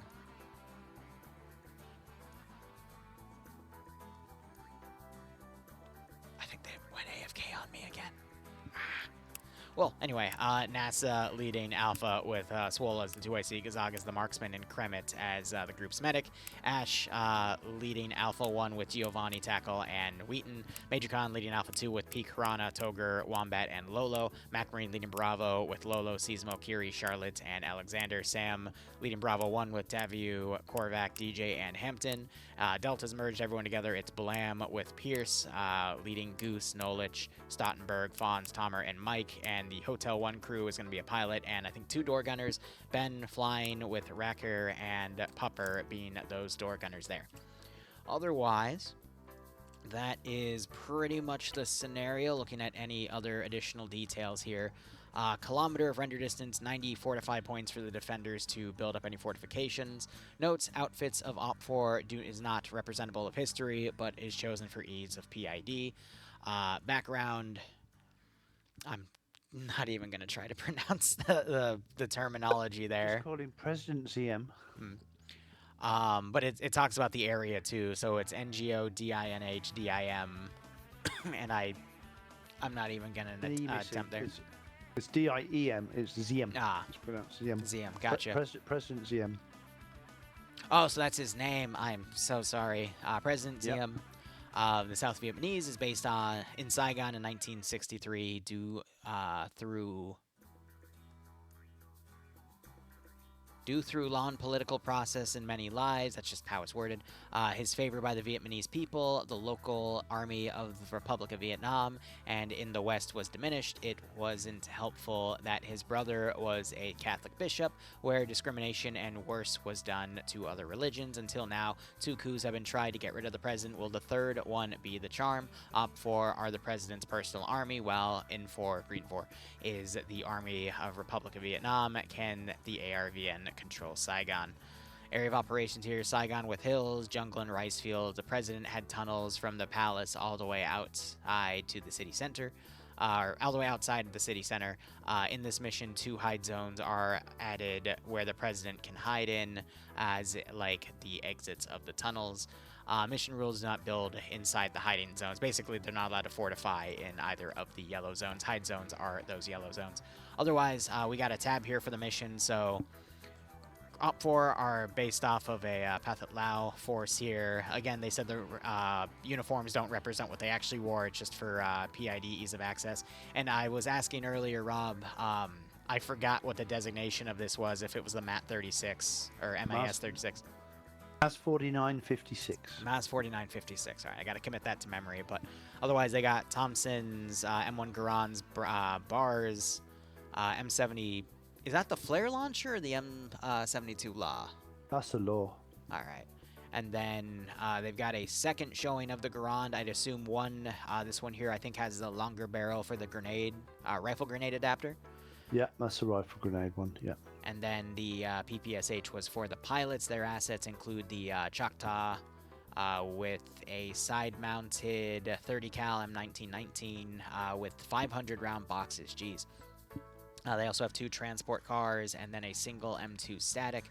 Green 4 have those battle rifles we mentioned earlier, and then one with the grenade sighting. Thompson's, M1 Garand's bars, 72s, Garand's with the rifle adapter, some M16s, and some, I think that's a grease gun from what I can see. Yeah. Otherwise, we have an Iroquois Slick with the 2 side-mounted M60s, which have 200 rounds apiece. We have an M113 with an M2, an 8 version of the M2 with those 2 rear M60 guns watching the left and right, and then 5 transport trucks as well. But otherwise, that is pretty much the mission laid out. We still have 5 minutes till it starts, so if you want to continue that story, feel free. Well, I was going to say the M113, aka the President's Coffin. Yeah. So the story goes that Ralph Pazzullo is a writer. He's published 29 novels. He's a best-selling author, New York Times best-selling author. A lot of his books are being adapted into films, and including his book that's a very personal book that's about his childhood in Vietnam in 1963. So his dad was in the State Department, and Ralph lived quite near the embassy and quite near the cathedral, which I was admiring the other day from the last place where the CIA people were going out through the roof, in that photo that you will see of 1975's evacuation. So we were up on that roof looking down at the cathedral, and I was thinking about Ralph while I was there. So Ralph being a good Catholic boy, age 13, 63, goes around to the cathedral, befriends the bishop, or the priest or whatever he is. He's an American guy. And there's a guy there, a Vietnamese guy. He gets to talk to him. It's Nu. It's the brother of President Diem. So Nu becomes friends with Ralph, and invites him to the palace to come for a dinner where he'll meet the president. So his dad gets wind of this, and he's angry with Ralph because he feels that Ralph is getting in the way of foreign policy and whatever. And he shouldn't be doing that. He's only a 13-year-old kid. So Ralph and his dad have this kind of strange conversation. In the end, because they've got an invite from the president, he has to go, but the dad goes with him. After the meal, Ralph gets whispered to by one of the white-coated servants, to go to the back room and sit down with the president and have a conversation with him. And the president asks him all kinds of questions about what he thinks will happen to the future of Vietnam. He's almost fishing to see if Ralph will spill the beans of anything he's heard from his dad. And at this point, I'm starting to think his dad's in the company. His dad's CIA. He's not State Department. This is why Ralph's getting the grilling from the president, because they wouldn't just make friends with a boy for no reason, right? So, cut to the night of the coup, right? The whole thing is kicked off. Shooting in the streets. Ralph's dad and a whole bunch of his bodyguards and friends are out in the front yard in their walled compound of their house with Tommy guns and things, protecting the home, and there's shooting in the street outside. The phone rings. Ralph's in the house. He picks up the phone. It's the Bishop of Saigon saying, "Ralph, is that you?" And he's like, "Yeah." And he says, "I've got the president and his brother here. They're hiding in the cathedral. Can I bring them to your house for safety? Because there's a coup going on." Ralph, being a 13-year-old kid, is looking at his dad. You can see his dad's back out in the yard there. He's got a cigar or whatever and his Tommy gun. And he's saying, "Do I trust my dad?" Because at this point he's started to wonder, about shenanigans and foreign politics and all that sort of stuff. And he said in the end he thinks, well, I'm only 13, there's nothing I can do. So he hands the phone to his dad. His dad angrily shoos him away. And he gets on the phone, and the next thing you know, a 113 is dispatched to the cathedral. In go the president and his brother and the bishop. And it starts driving to Ralph's house. And about halfway there, the ramp comes down. Somebody steps out behind the 113 and murders the president and his brother, and cover the priest in blood and brains and whatever. So up goes the ramp again, drives down to Ralph's house, down comes the ramp, out comes the blood spattered priest, and comes up to Ralph. You know, it's not your fault, son. Jeez. Make of it what you will, but it's a bloody good story. And it's in his book Saigon, which is being made at the moment into a major motion picture. So it's going to be out soon, you know, as a movie. They're just starting casting at the moment for it. But that was really the story of what happened from an eyewitness. Well, I'll gladly go and see the movie when it comes out, because that sounds, well, I mean, for a 13-year-old, pretty traumatic, but... Oh, he had much more trauma than that. When you watch the whole film, you'll see it all. He was blown up by the Viet Cong. They killed his first love. You know, his friends in special forces were all blown up by the Viet Cong, and he had to direct traffic and get them all to hospital in cars and stuff. He saw a Buddhist douse himself in gasoline and set himself on fire. Ugh. Yeah, they did that a lot. Yeah, brave guys to do that. Yeah, there was. You got to speak to Ralph, did you, at Sword on? Yes, I did. In fact, I'm going to be. He has a podcast, and we'll be on the pod here next month. Heroes Behind Headlines. So Yeah, there's an engagement between. Yep, so the Choctaw is trying to hunt the Huey down. The Huey's loaded with a lot of infantry, though, so he's trying to just get out of the zone at this point.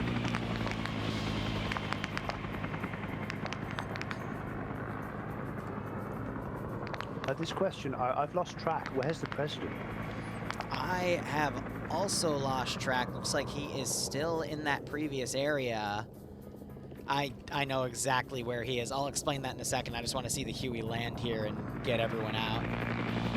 It looks like the Choctaw lost track of the Huey there, but last time we covered Vietnam, there was a similar mission, and they hid the dude in here, and they never found him. So I think they're trying to have that same strategy. Because this is modeled off of a cup texture, and I think even a vanilla texture, where it's this type of building, but it's not enterable, so people don't think you can actually enter it. Oh, we made it enterable, and you can open the window and stuff. Yeah, yeah. But because everyone remembers it from vanilla, no one thinks to actually go and check it. Interesting. Well, it looks like green. Go ahead, go ahead. Well, of course, what the president should be doing right now is going from the cathedral to Ralph's house. Right. That's probably not the safest thing to do. History. Well, you got the Huey now trying to move away, and the Choctaw still following. But the infantry have been deployed, and based off of the fact we had infantry in two groups, I'd imagine Green 4 is going to try a two-pronged attack into this AO. Now you got some ground fire from one of the 113s here. It's a 50 cal against a King Bee. And King Bees can take a lot of power, a lot of pounding. But to quote what Don said earlier, I mean, because it applies to Arma 3 too, you can either get hit 20, 30 times in the chopper and be fine, or you can get hit once and go down. So just a bit of luck of the draw at that point with everything flying so fast. I think I've read that where the bullet hits. I've read that you know, a Huey blade can take a 50 cal round through the blade. Is that right? It has happened. I mean, it's still fly. You've got to get on the ground quick and repair it, or it'll tear itself apart. Yeah. Wow. I guess you get a really nasty vibration at that point. Yes, and that's what the 100-mile-an-hour tape for. The first duct tape, it was green, and it would could land and wrap the hole to the blade with duct tape, and then put an equal wrap at the same place on the other blade to kind of balance the weight out, and you could fly back. But if you kept flying with the damaged rotor blade, eventually the wind would tear the blade apart. Right. You'd come down. Wow. And you have to stay under 100 mile an hour. Is that the idea? Yeah. Wow. Good story.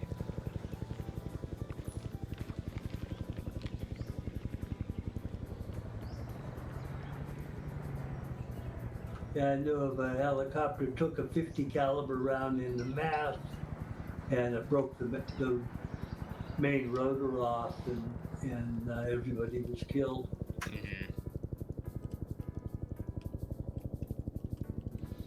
I'm just watching the two Green 4 groups coming in. Looks like they're technically in 3, but I'm imagining the ones on the western side will probably regroup and move in. Then you got both sides helicopters coming back and forth, but they're doing another engagement. It looks like the M60 is now going to return in kind because it doesn't have to worry about any of its infantry it was trying to deploy getting hit. So guys down there do have laws, right, on both sides. Can you say that again? I completely missed it over the sound of the helicopter. That's okay. Do they both have laws on the ground like M72s? I think both sides do, yeah. Yeah, because those 113s will melt if they're hit with a law. Mm-hmm. I think Patriot armored himself on a texture. So, sorry, go ahead, Zane. Oh, I was just saying, yeah, those things are 10 boxes in game. We got a lot of complaints when the DLC first came out because all the light tanks can, you know, they're all killed by one rocket. Well, yeah, just get a life. That's the reality. It's a light tank, like you can literally shoot through it with a 50 cal. Oh, someone just got picked off in the Choctaw. That might have been the pilot. Yeah, the pilot went down. Oh, that's not looking good. It's not flaring. Okay. The M60 gunner on the Huey managed to shoot out the pilot from that range. That's incredible.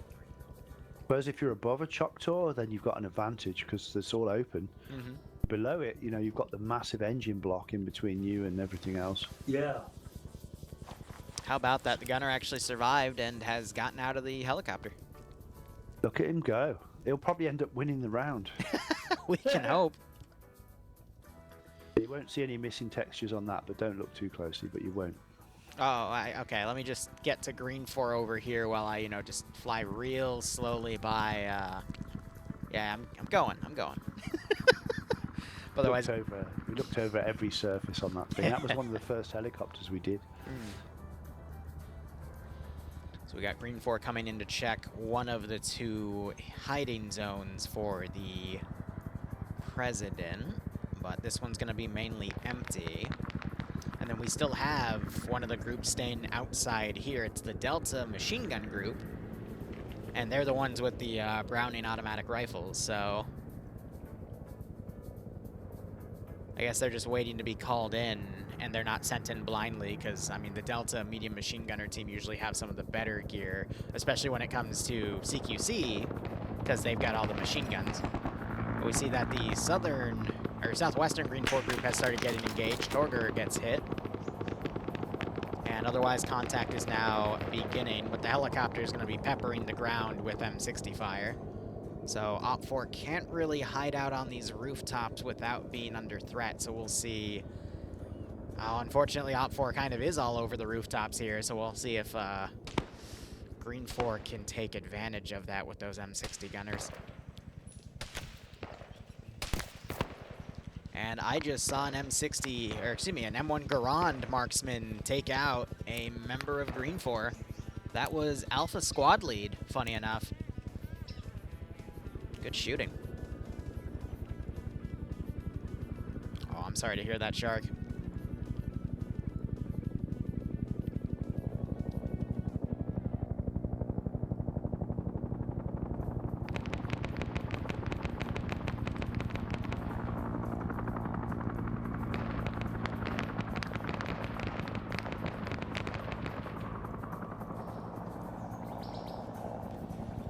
So I think Green 4 are trying to take control of this ridge, but every time they try to get into a shooting position, they're immediately pushed off.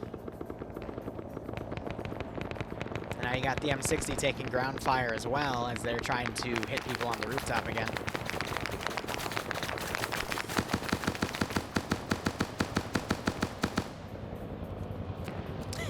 Vagrant jumps from the top and unfortunately knocks himself out. I don't know why, but this, you guys tell me, is this a good little scene here? Maybe a little whiskey was involved? From a tumble like that? Yeah, a lot of those signs, well, I was pausing the game and pressing my key. A lot of those signs in Vietnamese are actually jokes. Like, if you actually speak Vietnamese or translate them, you'll realize they're actually telling quite a funny joke in Vietnamese.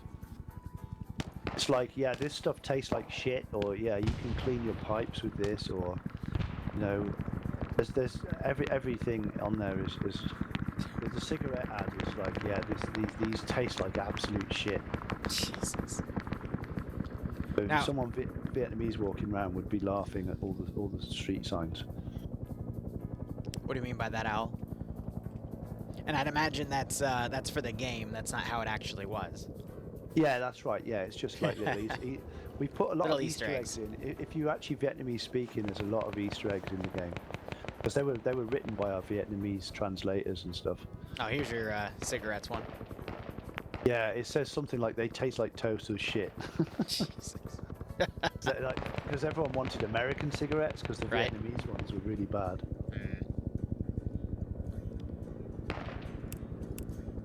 So we have someone else that was on that ridge get picked off. That was Giovanni. I looked at him earlier and he was fine, as I was stating that people on that ridge were just getting picked off.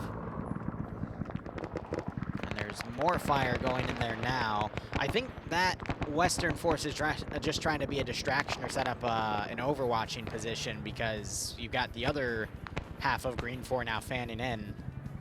And we actually see that they have control of the cathedral zone right now. But explosives just went off and I think took a few people out.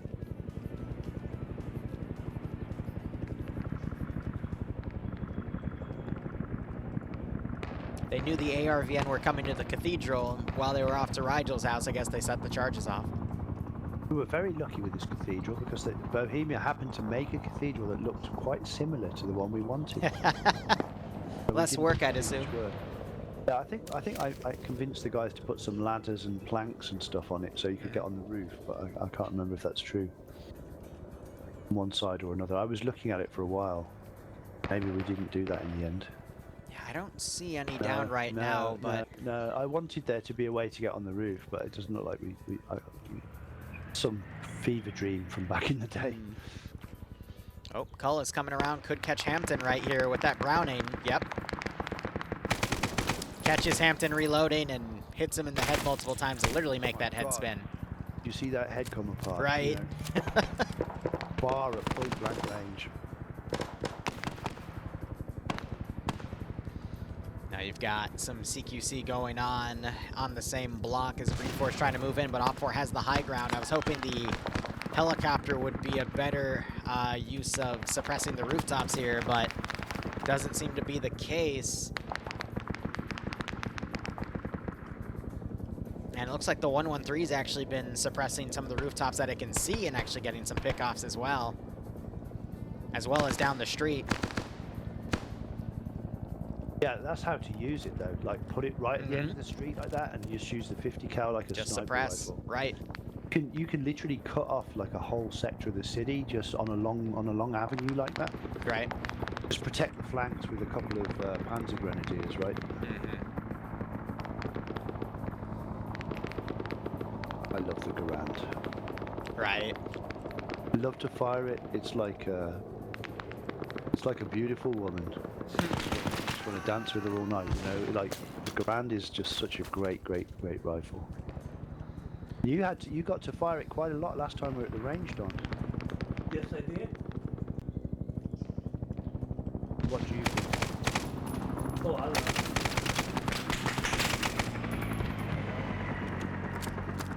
Compared to your In fact, I M16, don't think Reload war. Gun there, I didn't know. yeah, compare it to your M16. rather have M16. Really? Yeah. Oh!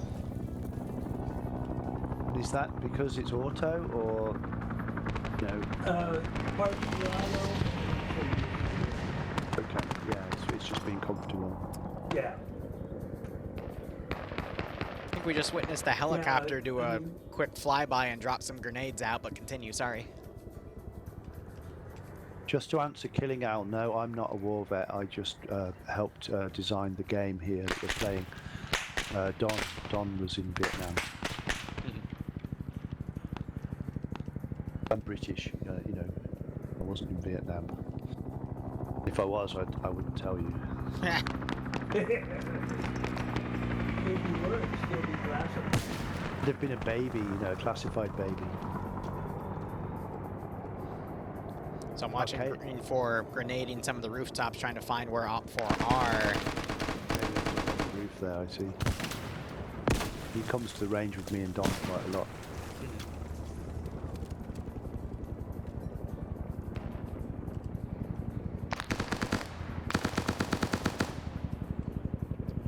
Yeah, I get asked a lot, Al, about that. Walking into a room full of special forces or agency guys when they're going USAS or UMI6. It's like, no, I make video games. I make video games. And they look at me like they're going to just like lynch me and drag me out of the room, you know. It's like, no, I'm supposed to be here. Yeah. There aren't really game companies that go and hang out with me. No, there aren't. Probably not trusted like we are.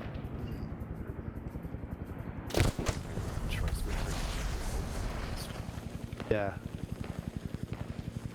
See, that's Willie Pete. Look, and it's not killing. If that was in vanilla, they would all be dead now. Yeah, it's kind of like a 35mm kill radius. I think the FNF mod specifically has either just turned it into a basic smoke grenade or what, because I'm not seeing any damage done by them, but I know with Ace they work. They're one of my favorite grenades to use when I do scripted, or not scripted, but modded missions with Ace, so I know FNF does change some of the weapon properties and whatnot.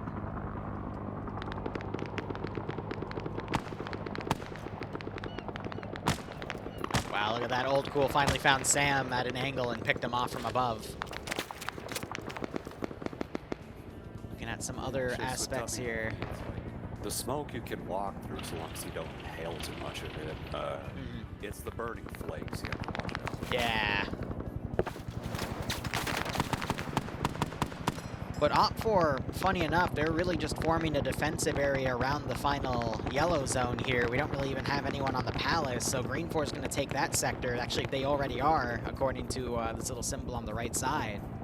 So it just needs Green 4 to actually get into the yellow zone and start sweeping for where the guy is, and they should be able to get him. As long as they learned their lesson from last year, because, again, that position's been used.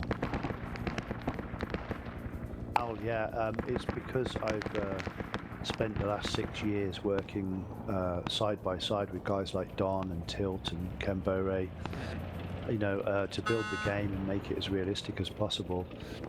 Reading their books, interviewing them on our YouTube channel on Savage Game Design. You know, so I do kind of absorb a lot of their culture and their knowledge. Yeah, you're almost the second most breadth knowledgeable SOG. I think Simon is the first. Yeah, suppressing it. I'm proud to be number 2 to Simon. Simon wears the crown. He knows more about SOG than anyone who was in SOG. Yeah.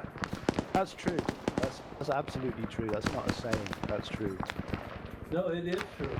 Because everybody in SOG had their own little niche that they were in.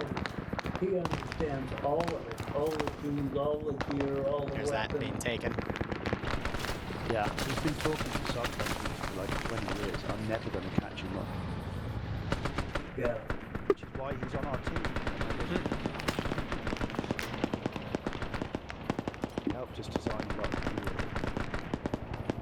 Yeah, he's a good friend of the Special Operations Association, just like you are. I'm proud to know him. And I'm going camping with him, Military Odyssey, first week of July 2024. And if anyone's in Britain at the time, come and see us at the SOG tent, have a beer with us, try on the SOG gear, hold the SOG weapons, walk around with it, get a feel for how heavy that shit is. Pretty cool. It's pretty cool to try it all out and get a real feeling for it. It's like being a medieval knight in armor. You know, you realise how little movement you have with all that gear on. These guys do it properly. They don't stuff pillows in their rucksacks, you know. I do, but don't tell them. So Old Cool here, he's been getting some pickoffs, and he also just blew up the M113 over here as well. So he's been keeping the group pinned that just took the palace area.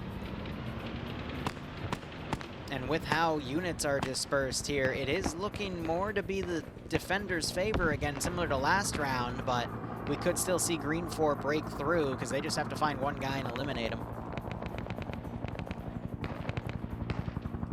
Chopper is definitely not being as effective as I thought it would, but I am occasionally seeing people getting knocked out and whatnot, so it could still be doing strafes. But now we're also seeing Green 4 getting on the rooftops and whatnot. I'm worried Seismo is about to find Old Cool here. I'm pretty happy with what we did with Saigon, because we took a lot of Bohemia buildings, and we made all the roofs accessible through climbable drain pipes. Right. And it just changes everything, because you get this whole roof fighting going on. Takes me back to the old Call of Duty days. Now is Seismo gonna turn this corner? I think Old Cool just sealed his fate by shooting. Oh, but Seismo ran out of ammo! Ping! Oh, he did literally a Call of Duty pistol. He needs to do his bunny hop while he was doing it. Finished him off with a 45. I mean, a 45 in his hand, that's old school classic killing right there. Right.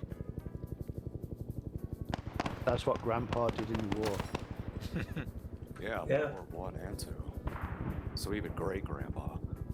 Oh, with the Springfield, yeah, it's the same round. Network, and I see what you said. I'll direct them to it in the middle of Also, the next round. fields we got were rechambered in 30-06. Oh yeah. Wow.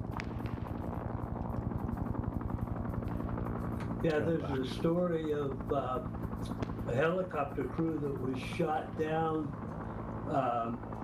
in the Seven Mountain area of Vietnam, which is would be southeast of Saigon.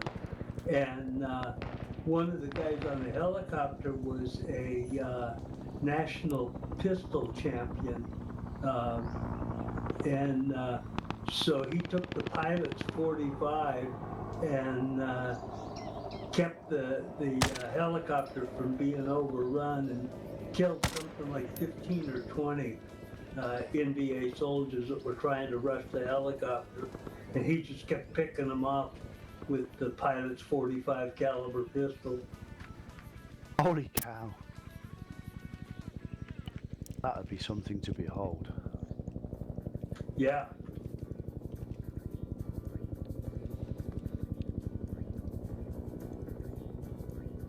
I don't know what just happened to Op4, but they did just lose a good chunk of personnel. I guess the fighting just kind of turned around for them, but I'm watching all the little CQC fights that I can. So just a reminder here, OPFOR are working for the president and trying to keep him safe, right? And, Yes. And INFOR are trying to kill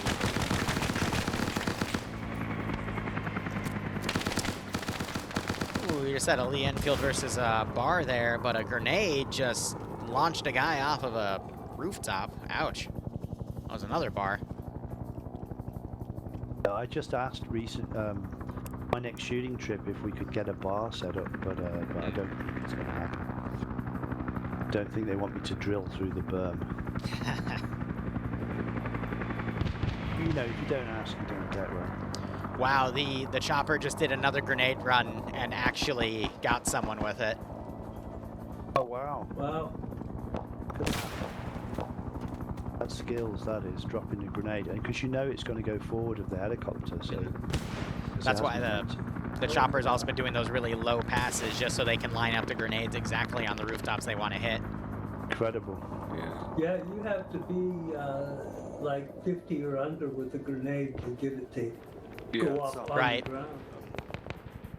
I remember when I was playing with me, Don, and special guest, and yeah, it takes a lot of practice to get used to him. So that's a really impressive kill.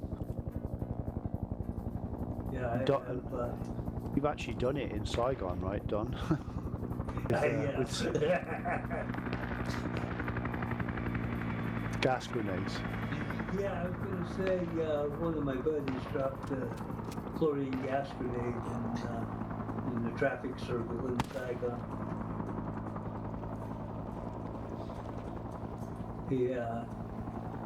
We kept getting shot at, but we couldn't return fire because of the friendly people. You know, some VC would jump out in his backyard and hose off a magazine at us, and we couldn't shoot back. So one day, one of our crew chiefs decided to send back a chlorine gas grenade their way. It really disrupted traffic. There were little Lambretta scooters going all over the place and motorcycles going through buildings. I'm just gonna clarify that you mean a CS grenade, not chlorine gas, because chlorine gas would be World War One chemical weapon. Yeah, it's CS is chlorine, but it's really a light dose of CS. Oh, gotcha. Okay. Yeah, it's highly diluted. It won't kill you. It'll just make you completely uncomfortable. Riot gas, basically. Yeah, in basic training, why they would take us in a building and run us in and walk us around it with a gas mask on, and then they would take us in and make us walk through it without a gas mask. You know, it just burns your eyes a lot and it's really uncomfortable. And in the infiltration course, they would gas it with us. So it's not deadly, but it will definitely make you uncomfortable. And the worst thing is the shower afterwards, from what I remember of doing it. Yeah, it takes a really good shower to get it all off. You can feel it all going into the pores in your skin, like a needle in every pore. I think probably Liru, you're the only guy in this channel who hasn't been gassed. Unless you have. I have not, and I, based off of how you're describing it, I probably don't want to. Saint, you probably remember being gassed in basic. Yeah, I was also pepper sprayed too. Oh, you had the pepper spray in the eyes thing. Yeah, just because it was a bit more modern times, that was starting to become popular. So yeah, I got pepper sprayed right in the face, and I mean, people can lose an eye from that. Like, it seems like a really bad idea. yeah, you just dunk your head in a bucket of milk afterwards. Since the reason that works with pepper spray but not CS gas is I forget how they describe it. It just like traps the capacitance molecules in like the dairy, but Yeah. Imagine your eyes swell up like a poached egg. oh yeah, they do. It's painful as hell. Like Probably can't turn your eyeballs anymore. yeah, it feels like you just suddenly got a severe case of glaucoma or something. Like Horrible. but yeah, it Well, wears off eventually. But Jesus Christ, it sucks. Yeah, I was going to say it takes quite a bit to flush your eyes out to get it all out. Yeah. Thankfully, with the CS gas, I only ever had a little Yeah, that's what I exposure. was you know. thinking. Yeah, we just had a little exposure to it, and stank of ammonia. Makes you drool. Makes snot come out. Makes your eyes weep. Burns your lungs. Oh yeah. And then you think it's all over, and you get in the shower and turn the faucet on, and it's like you just hear all these guys scream at the same time, you know, because they've all just done the same thing. and it's like 1,000 million needles in every pore in your body just going in. Yeah, it's just like pepper spray.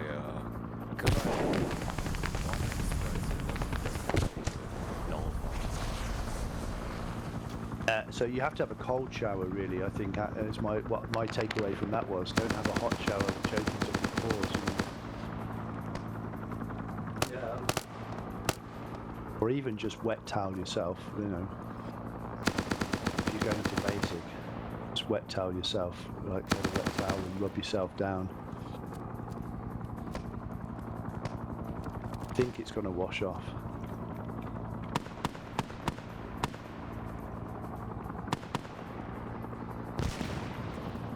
But yeah, widely used by SOG. SOG teams carried CS powder in little plastic bottles, and they would sprinkle it on the trail behind them for the dogs to sniff. Then you'd get aircraft like A1s, Spy Raiders flying in, dumping bombs of CS gas on the tree line if you had a really difficult extract. And then all the dudes would put their M17 gas masks on and you know, and get extracted, right? Did you ever have to do an extraction with gas, Don? We didn't end up doing it. I did go on a mission to, we were going to recover a POW camp. And we had took our gas mask with us and were prepared to have gas used on the LZ. But that was the one we went in and a battalion came in, the MDA regulars, and bivouacked in our LZ. And we came in for landing and looked down, and there were all these MDA soldiers of first light running around in their underwear wondering what these helicopters are doing. Beautiful triple kill with And, one guy waking back up. Immediately aborted the mission and flew out of it. And, by the time we got back a week or so later, the POWs had been moved. And that POW was Mike Binge, and he was captured at down in Tuit with a couple of, he was a U.S. aid worker, and there were a couple of Catholic nuns that were there doing missionary work that were captured during TAP. Astounding. How's the battle going, Liru? We've just been... Well, Green 4 are looking for that final VIP, but they're having trouble locating him. Every time they try to put forces in, some Op4 member trickles in. One got a beautiful triple kill, almost a quad, but he woke back up. Other elements of Op4 have been coming in, but they got picked off. So now I think it's just up to Flying Finn here, who has a scoped M1 Garand, was able to knock out Tomer again, but it wasn't effective. We keep seeing the M60 gunner firing at the car, and I think that's meant to be an indication that the VIP might be in there. Finn just got found and taken out by Charlotte, and now it's just gonna be a, can Green 4 find the one Op4 member in 15 minutes? Yeah, that kind of sucks. It's a big city to search, right? Mm-hmm. But they only need to search the yellow zone, so you see Mac Marine doubling back to check that area.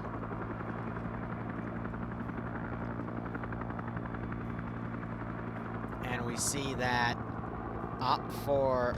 Green 4's throwing grenades around. That one almost blew Ash up.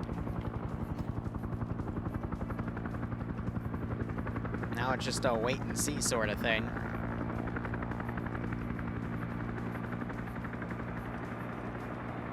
takes me back to my days in Call of Duty when you've got the flag and you're hiding, Right? and the entire enemy squad is like swarming over your location trying to find you. You've got to be really careful that the flag isn't sticking through the roof. You think you're hiding, but there's like half an American flag sticking out through the roof. Right.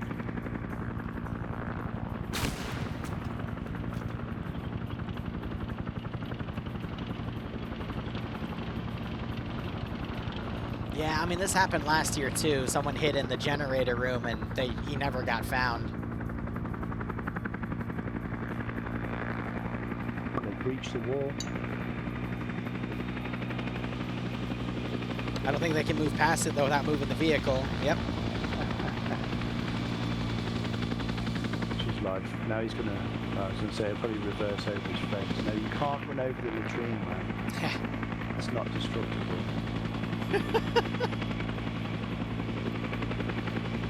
They're swarming the compound. Are they going to search every building like system? Looks like it. Yeah. Take one each. Work your way through.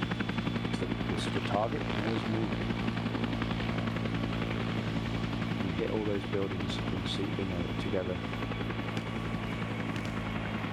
And just open every door. Charlotte might. They're closing. Nope. In. Like you say, they don't. Oh, no, she's pointing it out. Yeah. Come on, like let's get a team. Yeah. They're going to stack up on the door. They're going to. Now, if you go around the side, you can open the window and pop a grenade in. If you know what you're doing, like go on, crack it. He just. The really funny thing was watching him throw the grenade on himself, though. It blew Seismo back, but... Fragged him. That's him dead. So ZM is down, like, and so the war will actually happen. And that's it. Independent victory.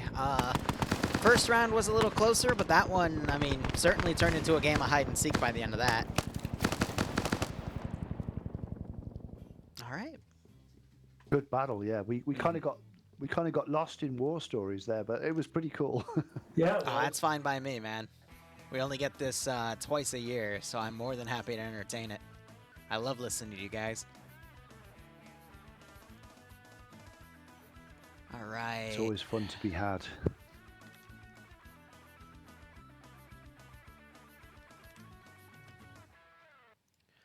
So this third mission is going to be Battle of, I'm hoping I'm pronouncing it right, Bingai, which is going to be our first ARVN versus PAVN fight. Yeah, I just want to give a shout out to Kai, who's a young student who, friend of my son's. Networking, feel free to replace it, by the way, the question. He worked on this map as one of our testers.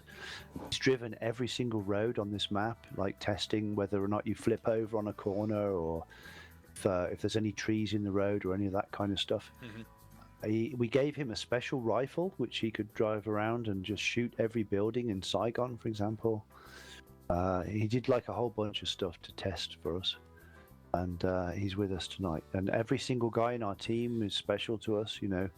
150 dudes that worked on the and dudesses who worked on the DLC, and every small thing that somebody did, it's all part of the team. It's all part of the whole, you know. So big shout out to Kai, and glad you're here with us, brother.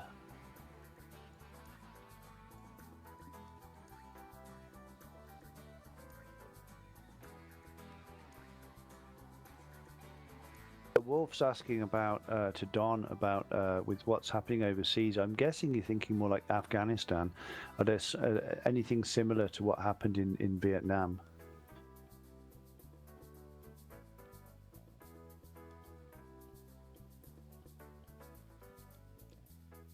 Don might have gotten up to grab a drink.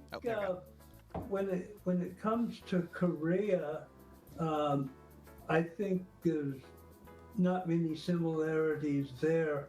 I think when they divided the two countries, there was a hope at the time that the Vietnam would fall the same as Korea, but Koreans and Vietnamese are two different people, and it was two different battles, and so it didn't turn out at all like Korea. So I think there wasn't any similarities there. Where I did see the similarities was the way we did and ended up in Afghanistan and exited Afghanistan, and we had a third group special forces had us in right after we exited Afghanistan.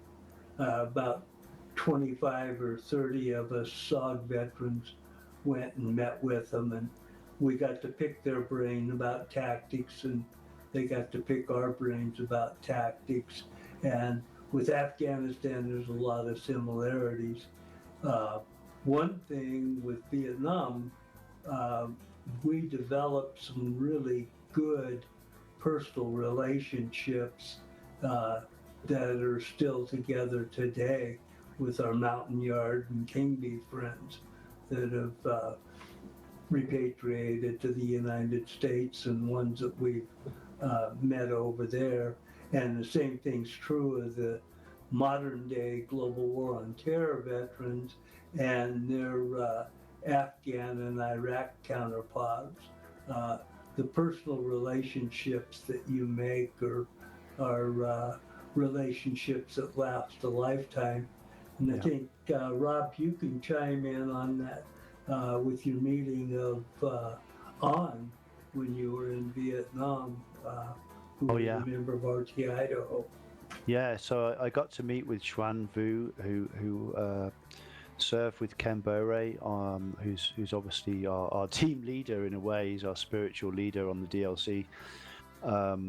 Being a 2-star general, he tends to command everyone's respect just by default, because that's the kind of guy he is, and everyone who knows him would say the same.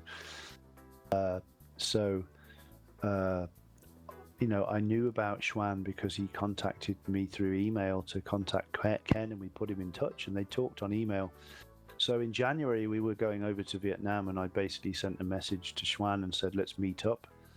So he came out to see us in Saigon for about half an hour because he had to go somewhere else that time. And I presented him with Ken's personal challenge coin in a handshake.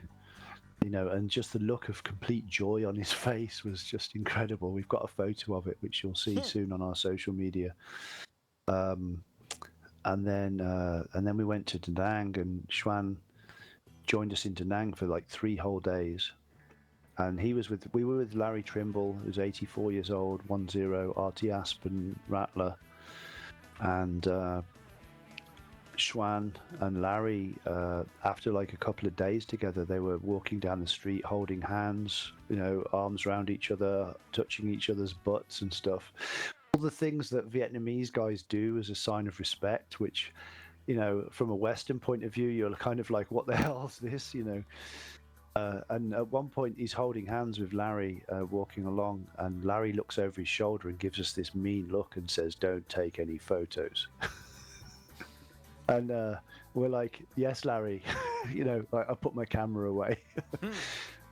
But the point is that they became like complete brothers within like 2 days of getting to know each other. They were like in love. It was like a full-on bromance, like blossoming in front of our eyes. These guys, they were completely and utterly in a joyous rapture every time they were together.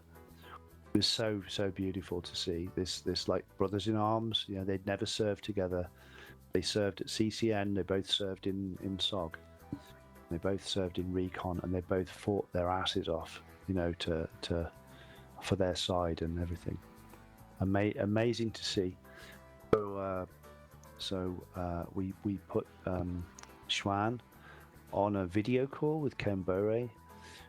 He was just in TeamSpeak a minute ago, actually, because he was practicing for tomorrow or Sunday's game. He was saying, as I spoke to him.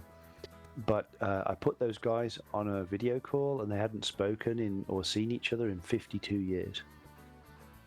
And for 10 minutes they talked, and I just sat there and cried for the whole 10 minutes That's nice. because I just knew what it meant to both guys, you know, to do this. And we're hoping to get him over to SAW in October.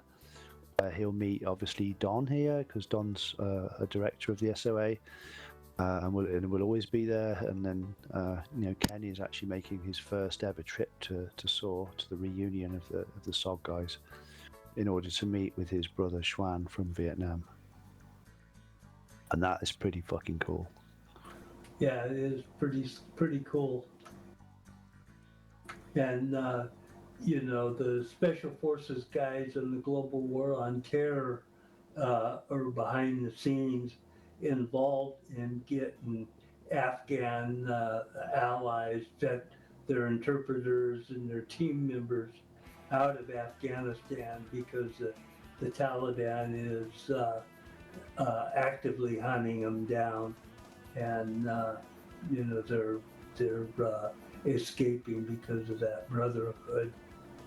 And Yeah, pretty amazing. I think a lot of them escaped to Pakistan, and then the you know, the Pakistani army and the ISI decided they were going to deport these guys back into Afghan hands. Yeah, because there's a you know, strong relationship between the Taliban and Pakistan, and the Pakistan intelligence and military. Yeah, it's quite amazing to realize how much Pakistan supports Islamic militants. You know, you don't realize how strong they are Yeah, in support of that stuff. They kind of try and sit on the fence, a bit like the Yemenis used to do before the civil war. But comes a point where you have to pick a side, you know. Obviously, Pakistan has a nuke, right? Yeah, they have nuclear arms. As for how their launch capabilities, I don't know, but I know that they've tested at least fission bombs up to around the 40 kiloton range. That was their first device, which was about twice the size of the device used on Nagasaki, for reference on scale of it. Yeah, I mean, that's still enough to devastate London or New York, you know, in the like, center. It's like, just because something isn't in the megaton range doesn't mean it isn't an extreme threat. Like,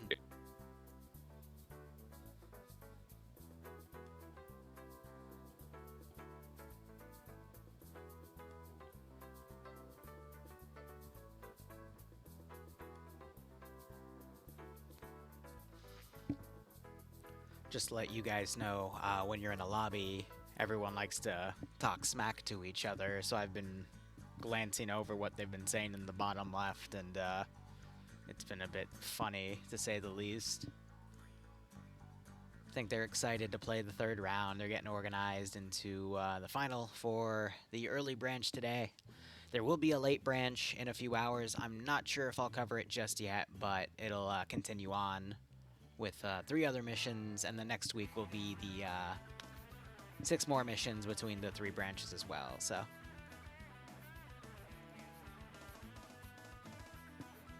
and then for guys in chat, we will have Daisy tonight as well.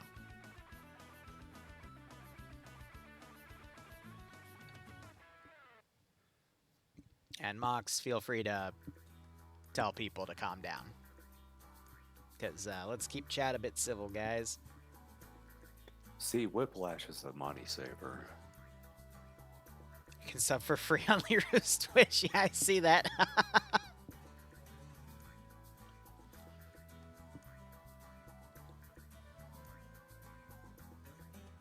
Got some nice concept art there as well for the mission.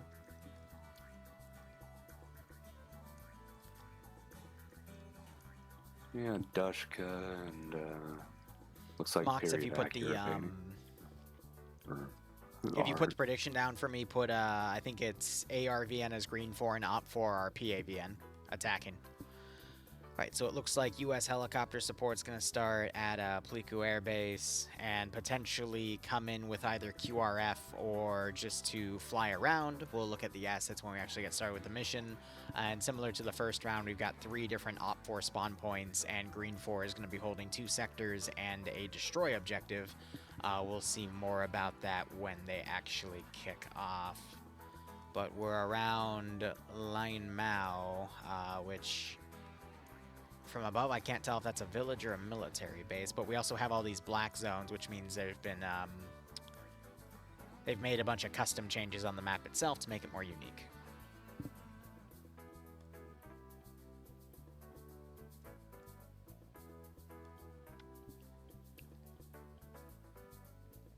Well, those cliffs on the south certainly look like a huge natural barrier. Mm-hmm. And the map border has been... That's KGO. Okay, that's KGO camp to the right, which is just outside of the playable area. Mm-hmm. So I know where we are. We're near the DMZ. Mm-hmm. Yeah, the Dalmau Bridge. That bridge is beautiful. That took us a while to build. So they've actually made that as an objective, right? The bridge. I think it's a start zone right here for Op4. Okay. So we've got that one, we've got a northern one, and then we've got one tucked away all the way back here. Yeah, this is a beautiful little piece of the map. This was mostly made by Horrible Goat, this area. Mm-hmm. And oh, wow. So, I mean, looking at the cliffs and everything here, it's a very impassable area. Mm-hmm. Interesting. So, I've played, and I've played this area before, and that's a big, wide open, fairly flat area that on the riverbank there. We got some footbridges they've added as well. Is that what the black markers are on the river? The black markers, I think, represent the actual AO, so they're not allowed to go into any of the black zones. So I think it's done this way to keep Op4 out of the FSB, Op4 from completely dominating the southern hilltops over here. Yeah. No, I'm seeing... You see those 3 black markers just north of the green zone? 3 like black stripes. They stand out to me because I'm not used to seeing them on the map. There's 3 lines that cross the river.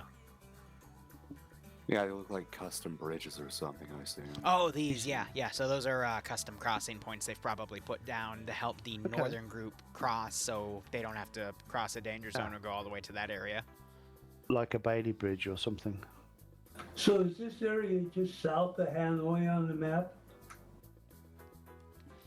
Yes, yep, just south of Hanoi. Yeah, okay. This is literally in the DMZ almost. Yeah, okay. Yeah. I know where that's at. My son messaged me and said I sound sad. Well, I've had a long week, son. I've had a few beers. I'm tired. Put me through my paces when you were 14. So that's what it is. Dad's tired. I'm quite excited for this match, though. Let's see what happens.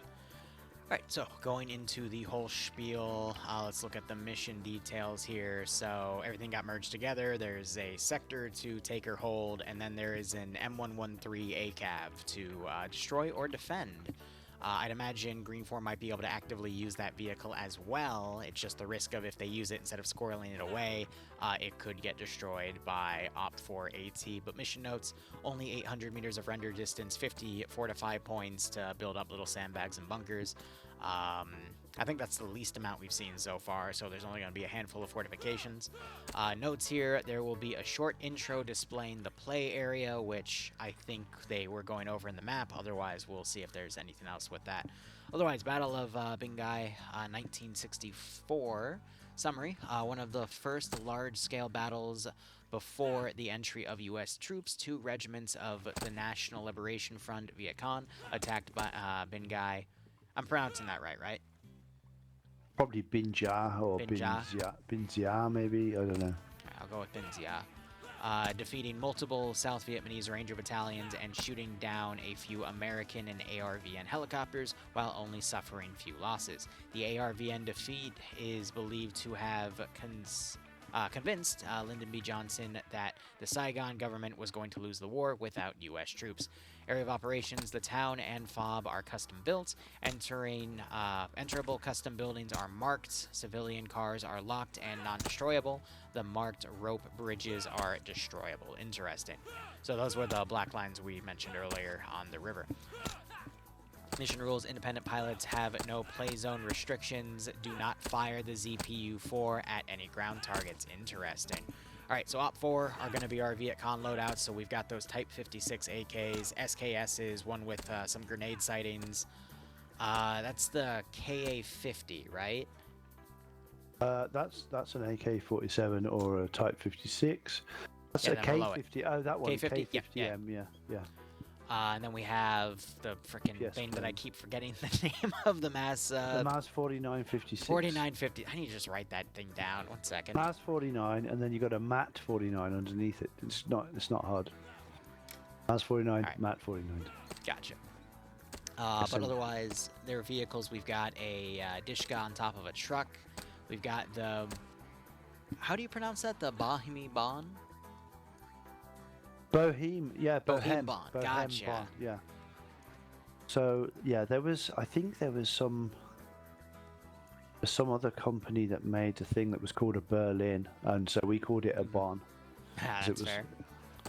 But we named all our cars the Bohem brand, like this kind of nostalgic Czech sort of brand, based on Bohemia. I figured as much because of the closeness to the name.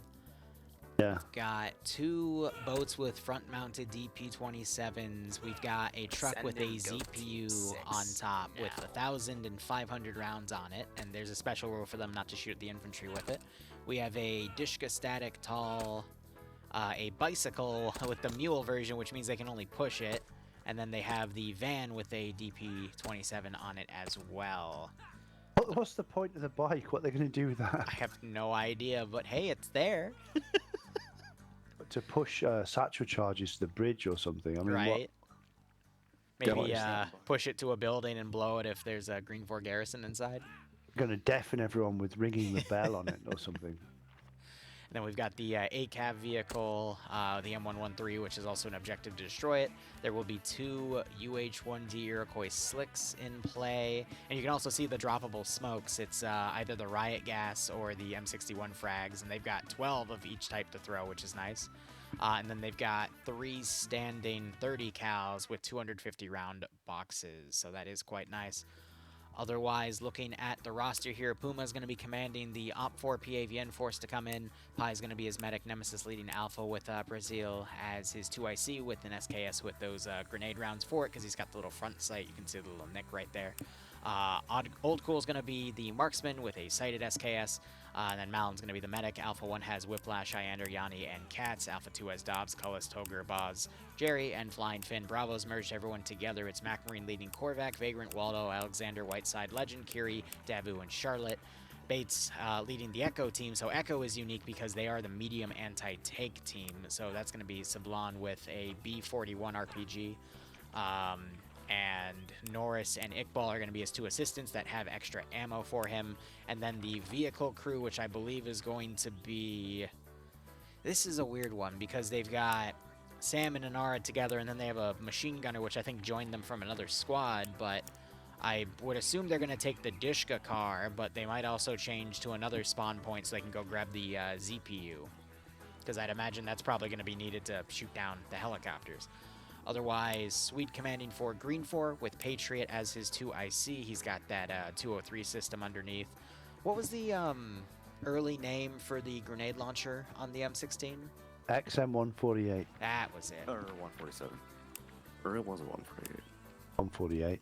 But that's probably going to be given to the 2ICs for the squads, and we see a handful around because that's just how FNF does their protocols here. So Robinino has taken the 2IC slot so we can get that grenade launcher. Harana taking the marksman role, which I think is just going to be a scoped M16, and we see that little scope right there.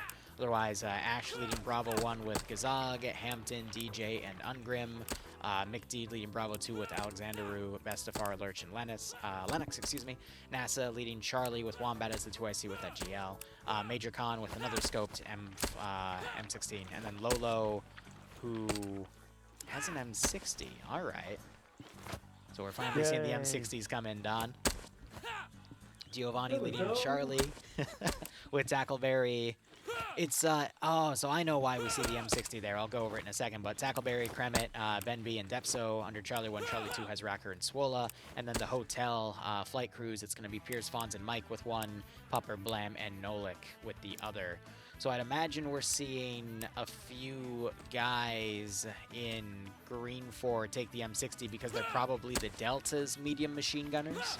But they decided not to form a Delta, instead maybe only have 1 or 2 M60s and have them join other squads, because I see that explosive specialists have a Mark 14, and then we have the auto riflemen, like Tackleberry, have the M2 carbine with, I believe that's a, is that a 20 or a 30 round magazine? I think it's a 30. 30 and full auto. So that's their quote-unquote auto rifle, and I guess that makes sense because the M16s only have 20 rounds despite being able to full auto. Nonetheless, looking at the Op 4 spawns here, we've got this one all the way on the far western side with some rope bridges to move around with. I love, I don't think it's this one, but there's a certain bridge that was made where you can open... All of them, yeah. This one particularly, I had my son who's watching. He will remember vividly. I said, walk out to the middle of the bridge, and he here it did, is. and stood there. And then, you know, and I was sat here behind the bush with the lever, just pulled it and out, and then the trap door opened, and down he went and died. And I just pissed myself laughing. You know, that's what dads do to sons. 5613 Do you remember last year for Vietnam PvP and we actually saw someone kill someone Yeah. with it? That Yeah, was they did it. Yeah, they did. that was used the actually bridge. incredible. That's still one of my favorite Vietnam PvP clips of them That's- actually getting a kill with it. That was the moment I knew we'd done right. All right, we got the ZPU on the northern spawn, and I think they're just checking all the spawns to see what assets are where, and then that original spawn over here with the bar is where this main convoy is coming in with that bridge you mentioned took so long. Yeah, you gotta give that some camera attention. Look at that. This is based on the real bridge, and it took us a while to make. There was lots of discussion about every aspect of this bridge to get it. Most people would just drive over it and never leave and give it a second look. Right, Look how steep those stairs are. right. Definitely one of the more detail-oriented bridges I've ever seen in Arma 3. It is quite nice. Yeah, and Goat made a fully destructible version. Then we realized the AI couldn't handle it. They just kept trying to drive over it even when it was destroyed. So that never made it in. I do love Goat's work. I actually have his brother, who goes by Horrible Hog, jump into my streams on occasion, so Oh yeah, both I of them are thought good guys. just because he's a really stand-up guy. Both of them are. Fins. Alright, so it looks like Op 4 is going to be going through all 3 spawns to come in on. Looking at Green 4, looks like they're going to be utilizing that 113. I'm going to read the wording of the mission rule again. Alright, yeah, so it says any ground targets. I was wondering if they might have said only infantry, because that would have meant they could fire the ZPU at the vehicle, but no, they said any ground targets. They're being very strict about that. And then we have the Green 4 helicopter support over here.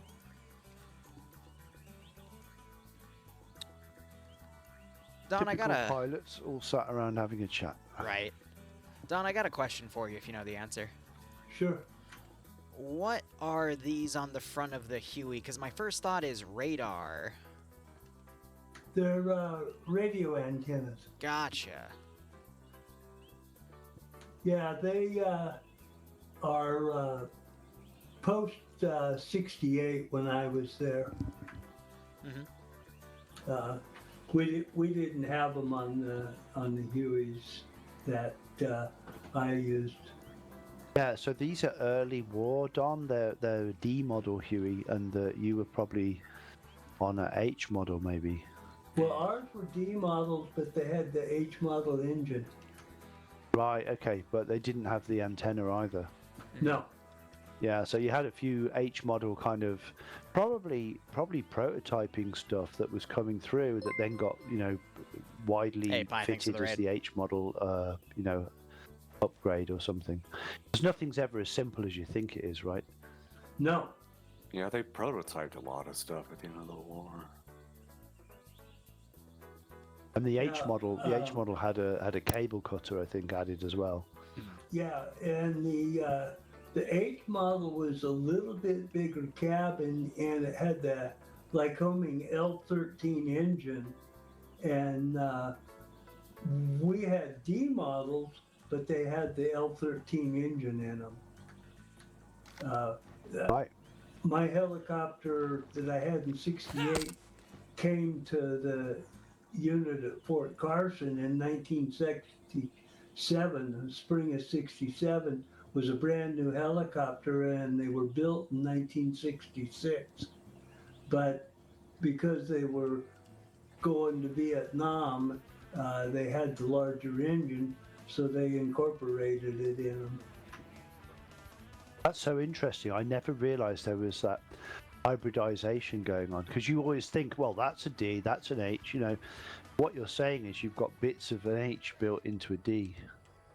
Yeah, it was once they realized that they needed more horsepower, and they needed in the jungle, they needed to be able to hover at altitude, and with the L11 engine, you couldn't hover at altitude, and so once that need was met, well, then they just started putting the larger engine in the airframes they already had built.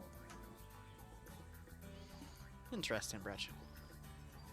Brecci's saying that the probe-like devices are FM antennas used to locate ground troops broadcasting homing signals on discrete frequencies that were changed daily. That sounds correct. I mean, you can do that with a lot of aviation radios, but I won't go into details for obvious reasons. Well, the ADF which is your directional finding radio, and that's how you would fly into a beacon at the airport, and you could use it, but but you have to be on the frequency that it's transmitting on.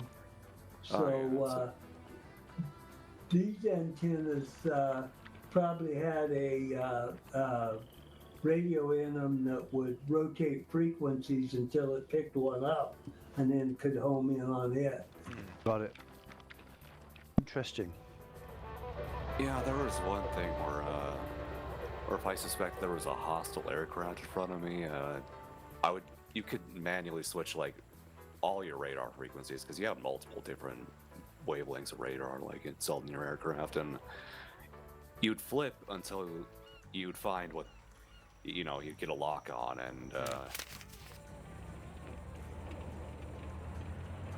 then you just follow them until you could see what they were. But fortunately, the only time that ever happened to me, it was a French Mirage. But the thing is, the Iraqis also had Mirages, so if he didn't respond to my hail, there was a chance I could have friendly fired him, because if they don't respond, that's why are they doing that? That's really suspicious.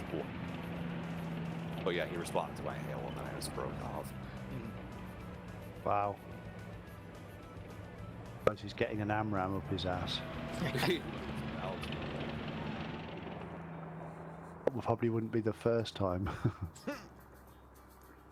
So I've just noticed that all the attackers have got control of the levers on the bridge. That's a shame.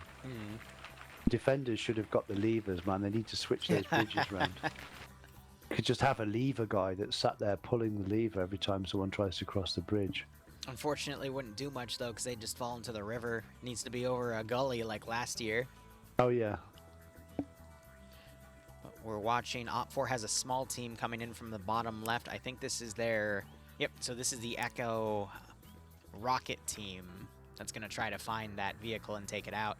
Vehicle's position is constantly updated on the map, though, and it looks like there is a squad of PAVN moving close to it, and then the main force that spawned by the Dalma Bridge has gone north now, crossing the river, and I think is going to regroup, and they're going to stage their assault from the north. Helicopters also haven't taken... Okay, no. Looks like they're taking off now. I'm seeing a little bit of movement from there. But they might be waiting just to be called in because they know there's a ZPU somewhere in the AO. Well, that makes sense. You don't want to... I mean, you could fly around the edges of the AO to try and draw its fire and make it shoot, and then everyone can home in on it and take it out.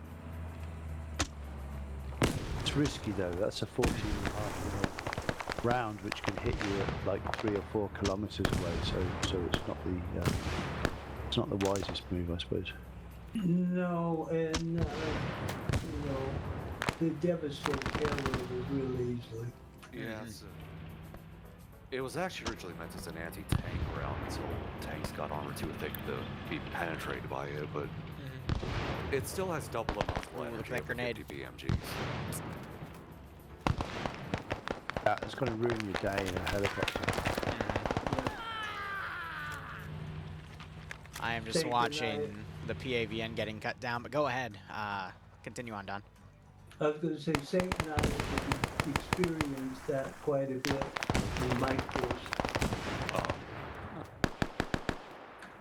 Trying to control the zone with air power first. I thought you were going to say, in Iraq and Vietnam. You said in Mike Force, I thought it was quite funny. Yeah, really. Well, I mean, that could also be true. Every now and then, yeah. And that's what we do, is we just fly helicopters and land when we had to take his own. Right. So just batter everything with the code.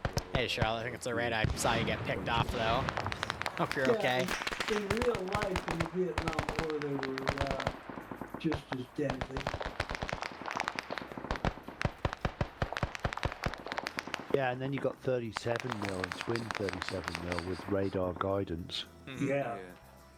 in the I think I Ashore read a Valley. document that I saw, Charlotte. the I saw. ZPU 4 or 14.5, like, because it was like ZPU 1, 2, and 4, depending on the barrels or the designations. And they were listed as like the biggest threat to helicopters in the war, whereas the radar guided like 37s were also a threat to lower flying fixed wings.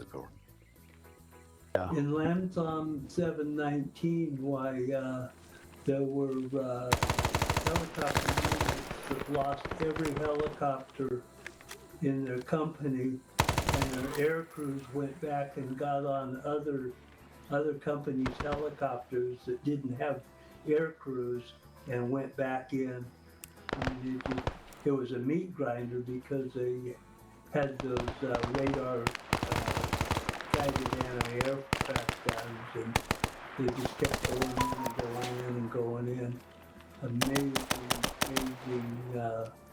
show of the fortitude of the U.S. helicopter crews. Yeah, the courage. I know what you're saying, Don, and there's actually a documentary about it that was raising funds, for its distribution and stuff. They were saying something like they lost something. I don't know what the number was. 120 helicopters in a day or something. Jeez. Yeah. I was blown away. I've heard so many stories of Vietnam. I'd never heard how many. I knew about Lamson 719. I never knew about the air part of that. And they literally lost hundreds of helicopters and crews in one day. And they just kept surviving crews to just get on another helicopter and go back. And that was Vietnamese mission, so they weren't going in to get U.S. troops. They were going in to get Vietnamese troops and extract them. It just shows the myth about the Americans and the Vietnamese forces not getting along is just that. It's a myth. I mean, the South Vietnamese forces were, they were winning the war until we cut the money off, and that cut off their arms and ammunition. Amen. I'm sold on that. I've talked to enough SOG guys to know how hard they were pushing the NBA in Laos and Cambodia. Yeah. For Lim Black and his team on the 5th of October 68 to go in and engage an MVA regiment in control of the Ho Chi Minh Trail in Laos with an arc light coming in, and they had to get out before it came in or they're going to die. They managed to do that. They probably killed like a 500 MVA. They got out. The arc light came in. They killed 9,000 MVA that day. Jeez. A team of 7 guys killed 9,000 MVA with the help of the Air Force. Yeah. And the Army Air Force, the Army Air Corps and stuff, you know. So, you know, they had a lot of air support, and you know, but their, from a mission point of view, their head count was 9,000 dudes. Lost 2. Well, they lost 1, and the other. No, they lost 2. They lost the point man and the 1-0. Who were killed in the first exchange. The rest of the guys hung in there. They built walls of bodies like sandbags, and they picked up AKs and they kept fighting. And 8 hours later, they got out, and 9,000 guys had died. Jeez. So. And Dick Thompson, personal head count, 15,000. So when you think of what these SOG guys were doing, they were bringing to bear the force multiplier they could do because of their courage, tenacity, and their skill, their raw hunting and predatory experience. Those guys were just incredible. They were making a huge difference in the enemy's backyard. Unfortunately, every single LZ they went into was compromised. You know? Yeah. Well, Hanoi had the coordinates before the team landed on the ground because of the moles in headquarters in Saigon. Yeah. Yeah, absolutely. And then we also got all the weird rules of engagement, like not being able to have fixed wing support in Cambodia. Right. Not being able to get, Helicopter only. not being able to get certain support friendly. if you're too far into Laos. All this kind of stuff. Well, and the thing that people don't realize is that Cambodia was relatively flat. Laos and northern Vietnam was hilly and mountainous. And in Cambodia, when the team got on the ground because of the flat ground, it was real easy for them to mass 3,000 or 4,000 or 5,000 troops, encircle a team, and just push in until they wiped them out. And, you know, we lost a lot of teams in Cambodia for that reason. And Tilt, when he went in to Cambodia on his Thanksgiving Day, 1968 mission, he was aware of that, and because he is aware of it, as soon as he got compromised, he got extracted, and that's the only reason Tilt Explosive was trap. today. Yeah. You know, his knowledge of, you know, because he had talked to friends of his in special forces that were down in CCS area, and they told him how it was, and had he not realized that he knew that, he would have lollygagged like he did up in Laos, and ended up being completely overrun. Outstanding.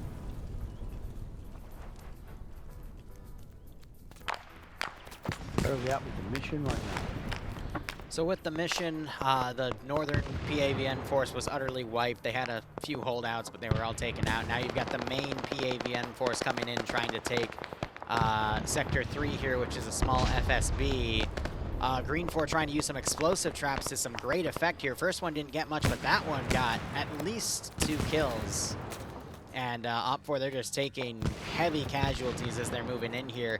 Helicopters only did 1 flyby, but otherwise are just waiting on standby here, and we just see Op4 getting more and more casualties here as there's a pretty nasty grenade exchange. Well, fortune never favors the attackers, right? It's usually a 3-to-1 kill ratio for the defenders in any fortified position. Right. Yeah, I mean, the smoker day wall was a good idea before charging, but they had too many gaps. That's just my own personal take on what happened, but I don't know. I wouldn't say anything else about it.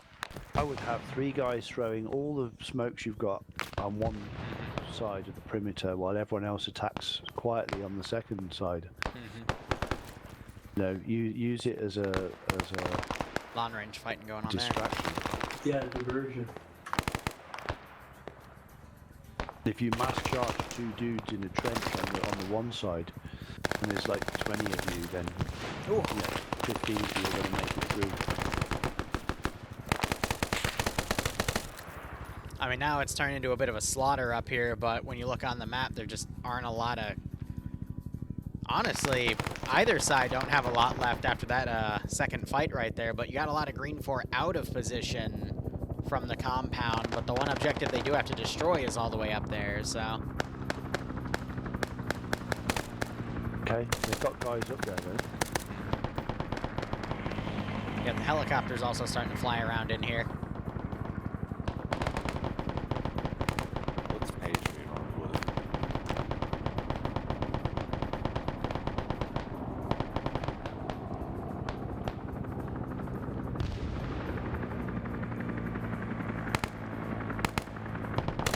How's the dude up in the tower of the church? Yeah, Probably a rifle. he's in a position to take shots. Oh, he's got a... he's got the static up there. Static 30 cal. Very narrow arc of fire. And he's got a 20 weapon. He just got a kill with it, though. Okay. If he gets them right as they're advancing to the street, well, I guess he's fine with position.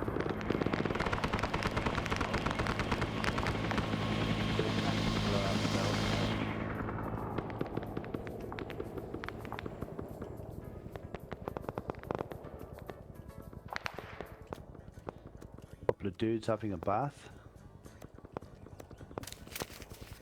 Alright, there's Sector 3 officially taken. And Op 4, I mean, they're low on number, but Green 4 actually on defense here have even lower numbers. Yeah, it looks like a wipe is about to happen. Depending on, you know, if they go in one at a time, it won't, you know, anything can happen.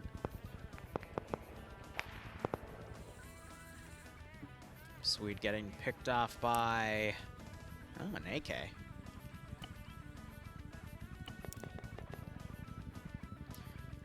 At the rate it's going, I think Op4 is going to be able to get the other sector, which is the police station. But how do they then transition to hit the destroy objective? They still have their Echo team, and I think 2 of these guys have broken off. You have Bates and Sablon going over to that position. So it's really just going to rely on them finding and destroying that 113, and then the remaining Op4 element in the FOB actually moving in and hitting that police station. But a lot of them are just staying low right now, probably grabbing gear, licking their wounds. But we got Pi and Puma moving in now on the town itself.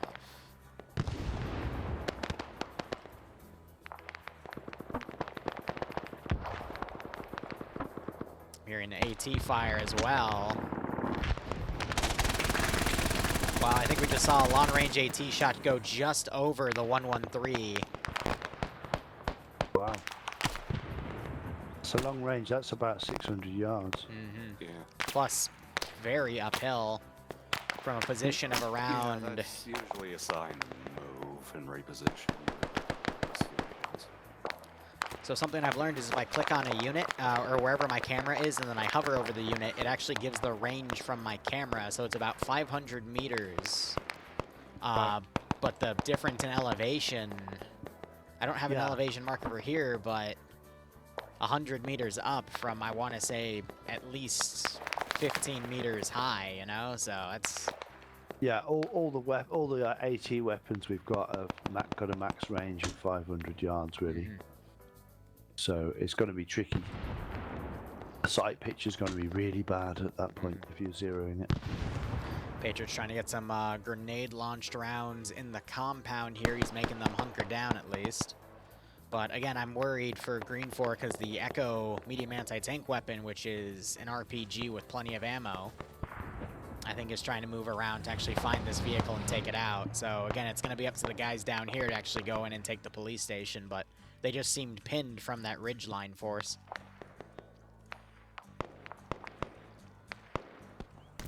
Pie now trying to move in, but he's taking shots. So he's folded deeper into the compound. Could have sworn I heard a bullet impact. The blood.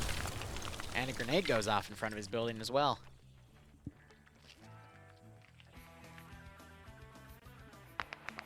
Who's nearby? Okay, he's attacking into green. Yeah, okay. I think it was Patriot firing another GL round at Pie there, but now he's moving north. And Op4 just being very slow to move in. Again, I think they're just worried about that group. We got another AT round going in. Oh, it's just short. It was just short by about a meter. Yeah, wow, right under the tracks.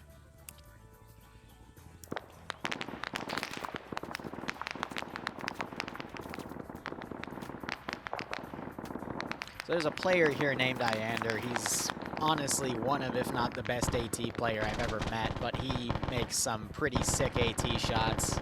I think his record is a 1,273 meter shot with an RPG-32 from Vanilla, the one that you can only scope up to 500 meters.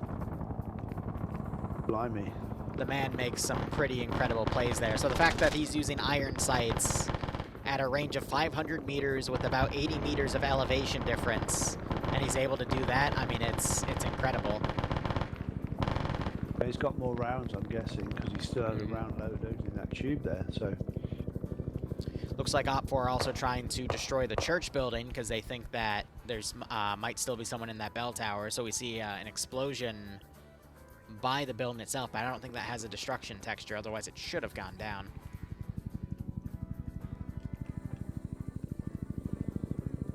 Oh, it's funny because they got the music blasting on the 113, so that's just going to allow for Op4 to keep moving in, but the helicopters are also flying patrol.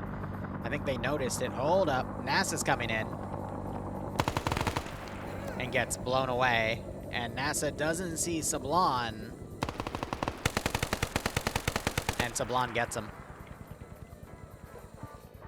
But I think all of the remaining Green 4 players heard that, so Sablon needs to pull away and try to re-attack that position.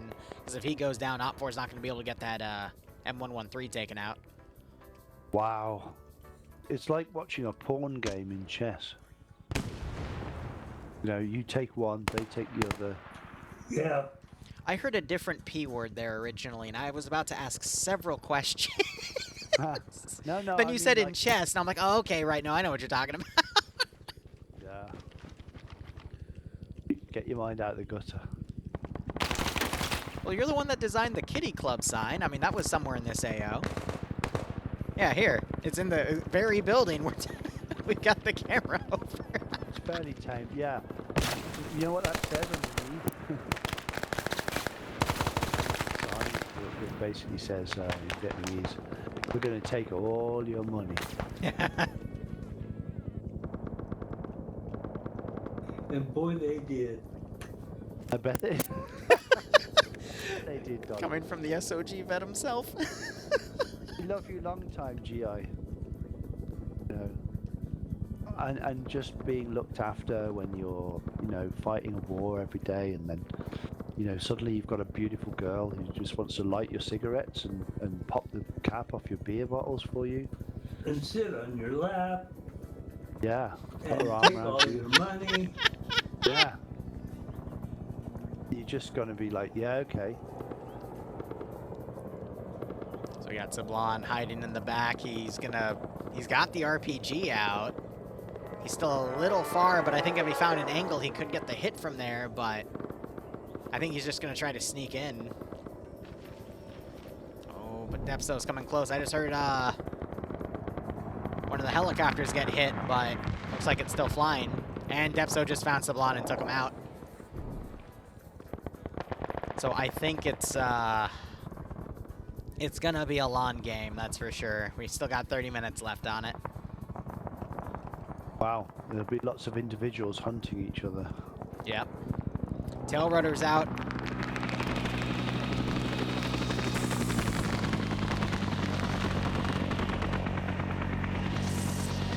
Still taking hits.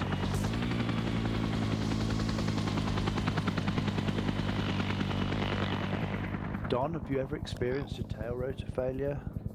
Yes. You have? Never heard this Yes. story. Okay, tell me more. Well, it was, luckily it wasn't a total failure, so but we had one that was in really bad shape, and there was a high-speed vibration in the foot pedals. So we landed in a secure area, and I took a look at it, and it was having a bearing failure. And so the decision was, do we stay there as it's getting dark and The one's destroyed right there. wait for a maintenance ship to come out and replace the bearing at night, or do we fly back and try and make it back without failing? And I thought that we had enough life to get us back to Plantation Airfield. So I made the decision to go back. But because it was getting worse and worse and worse, we did a tail rotor failure landing on the runway. And with the tail rotor failure in a Huey, you have to land at 40 knots, because at 40 knots and above, the wind going by the tail boom will keep you flying straight. Below 40 knots, you're going to spin in the opposite direction of the main rotor. So we came in and we made the landing, but it was 40 knots, and basically you fly in and skid down the runway, and we made it safely, but it was really hairy, very hairy. That's incredible, man. Good pilots. Yeah. Yeah, and that was part of my decision was, you know, some pilots I wouldn't have trusted to make that landing, but the particular pilot we had was a, you know, pretty good pilot, so you know, I was good enough to make it. And at that time, most of our aircraft were really good pilots.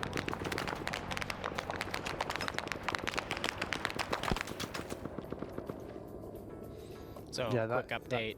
Oh, yeah.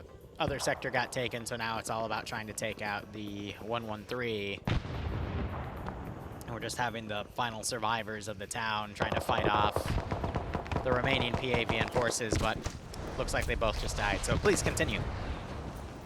Right, so the town zone is now gone to Op4? Yep. So Op4 still Okay. need to locate and destroy the 113, which is actively marked on the map, and we've got two other guys coming in. They don't have any AT, but they could always find the AT weapon that was by it, and the four remaining Green 4 players up here are just firing into the town now with the RPG that they stole from the medium anti-tank gunner that came up there. And then Pierce still has the damaged chopper, but he's flying that in and out.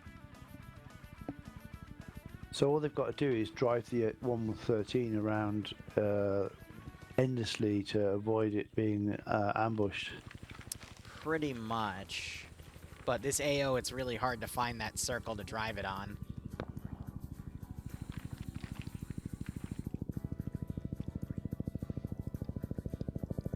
Otherwise, Green 4 have 5 remaining.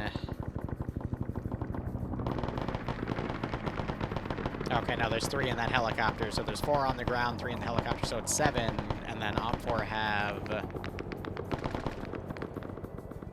11 remaining.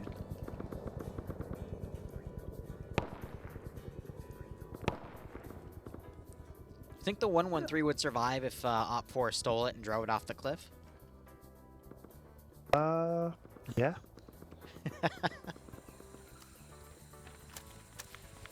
Yeah, I don't think you could kill it that way.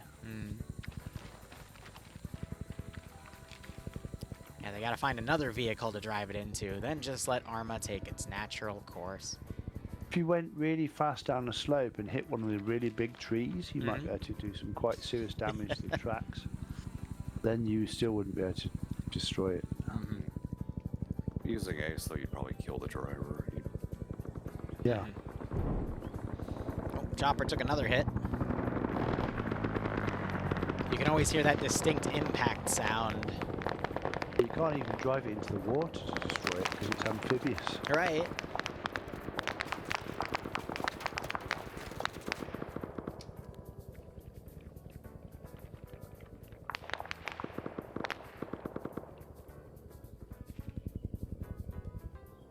Oh, I saw him carrying that machine gun, but it's too small. That's a really cool little detail there, Don, about the skid landing at 40 miles an hour. I think we need to get that into the TV show, you know. Along with, I think it was Douglas Godshaw, Doug Godshaw, I think, who was dragged across the ground because he was on a string, and the opposite guy on the string was a yard who was a lot lighter than him, so he ended up a lot further down, and the yard went a lot further up. You know, they were like on a sort of, you know, balancing each other out. And they came back in, and he was dragged along the ground and almost into a minefield. Oh, wow. I'm pretty sure that was Doug. Damn. What? Yeah, I haven't heard that story, but it could be. There was another guy who was dragged across, you know, the PSP runway, and he had a couple of claymores in his backpack with, you know, blasting caps and everything. And, you know, it was all in there to go, and they were being ground down on the PSP to the point where they were about to explode. And he was lucky that they stopped in time when he looked at the claymores later. So they were on helicopters on a string, yeah, on a string, yeah, and then he finished up getting dragged along the ground. Yeah, there's 2 stories of that happening. So one I'm pretty sure was Doug. The other one I can't remember who it was. Those pilots should have been shot. Yeah, too right.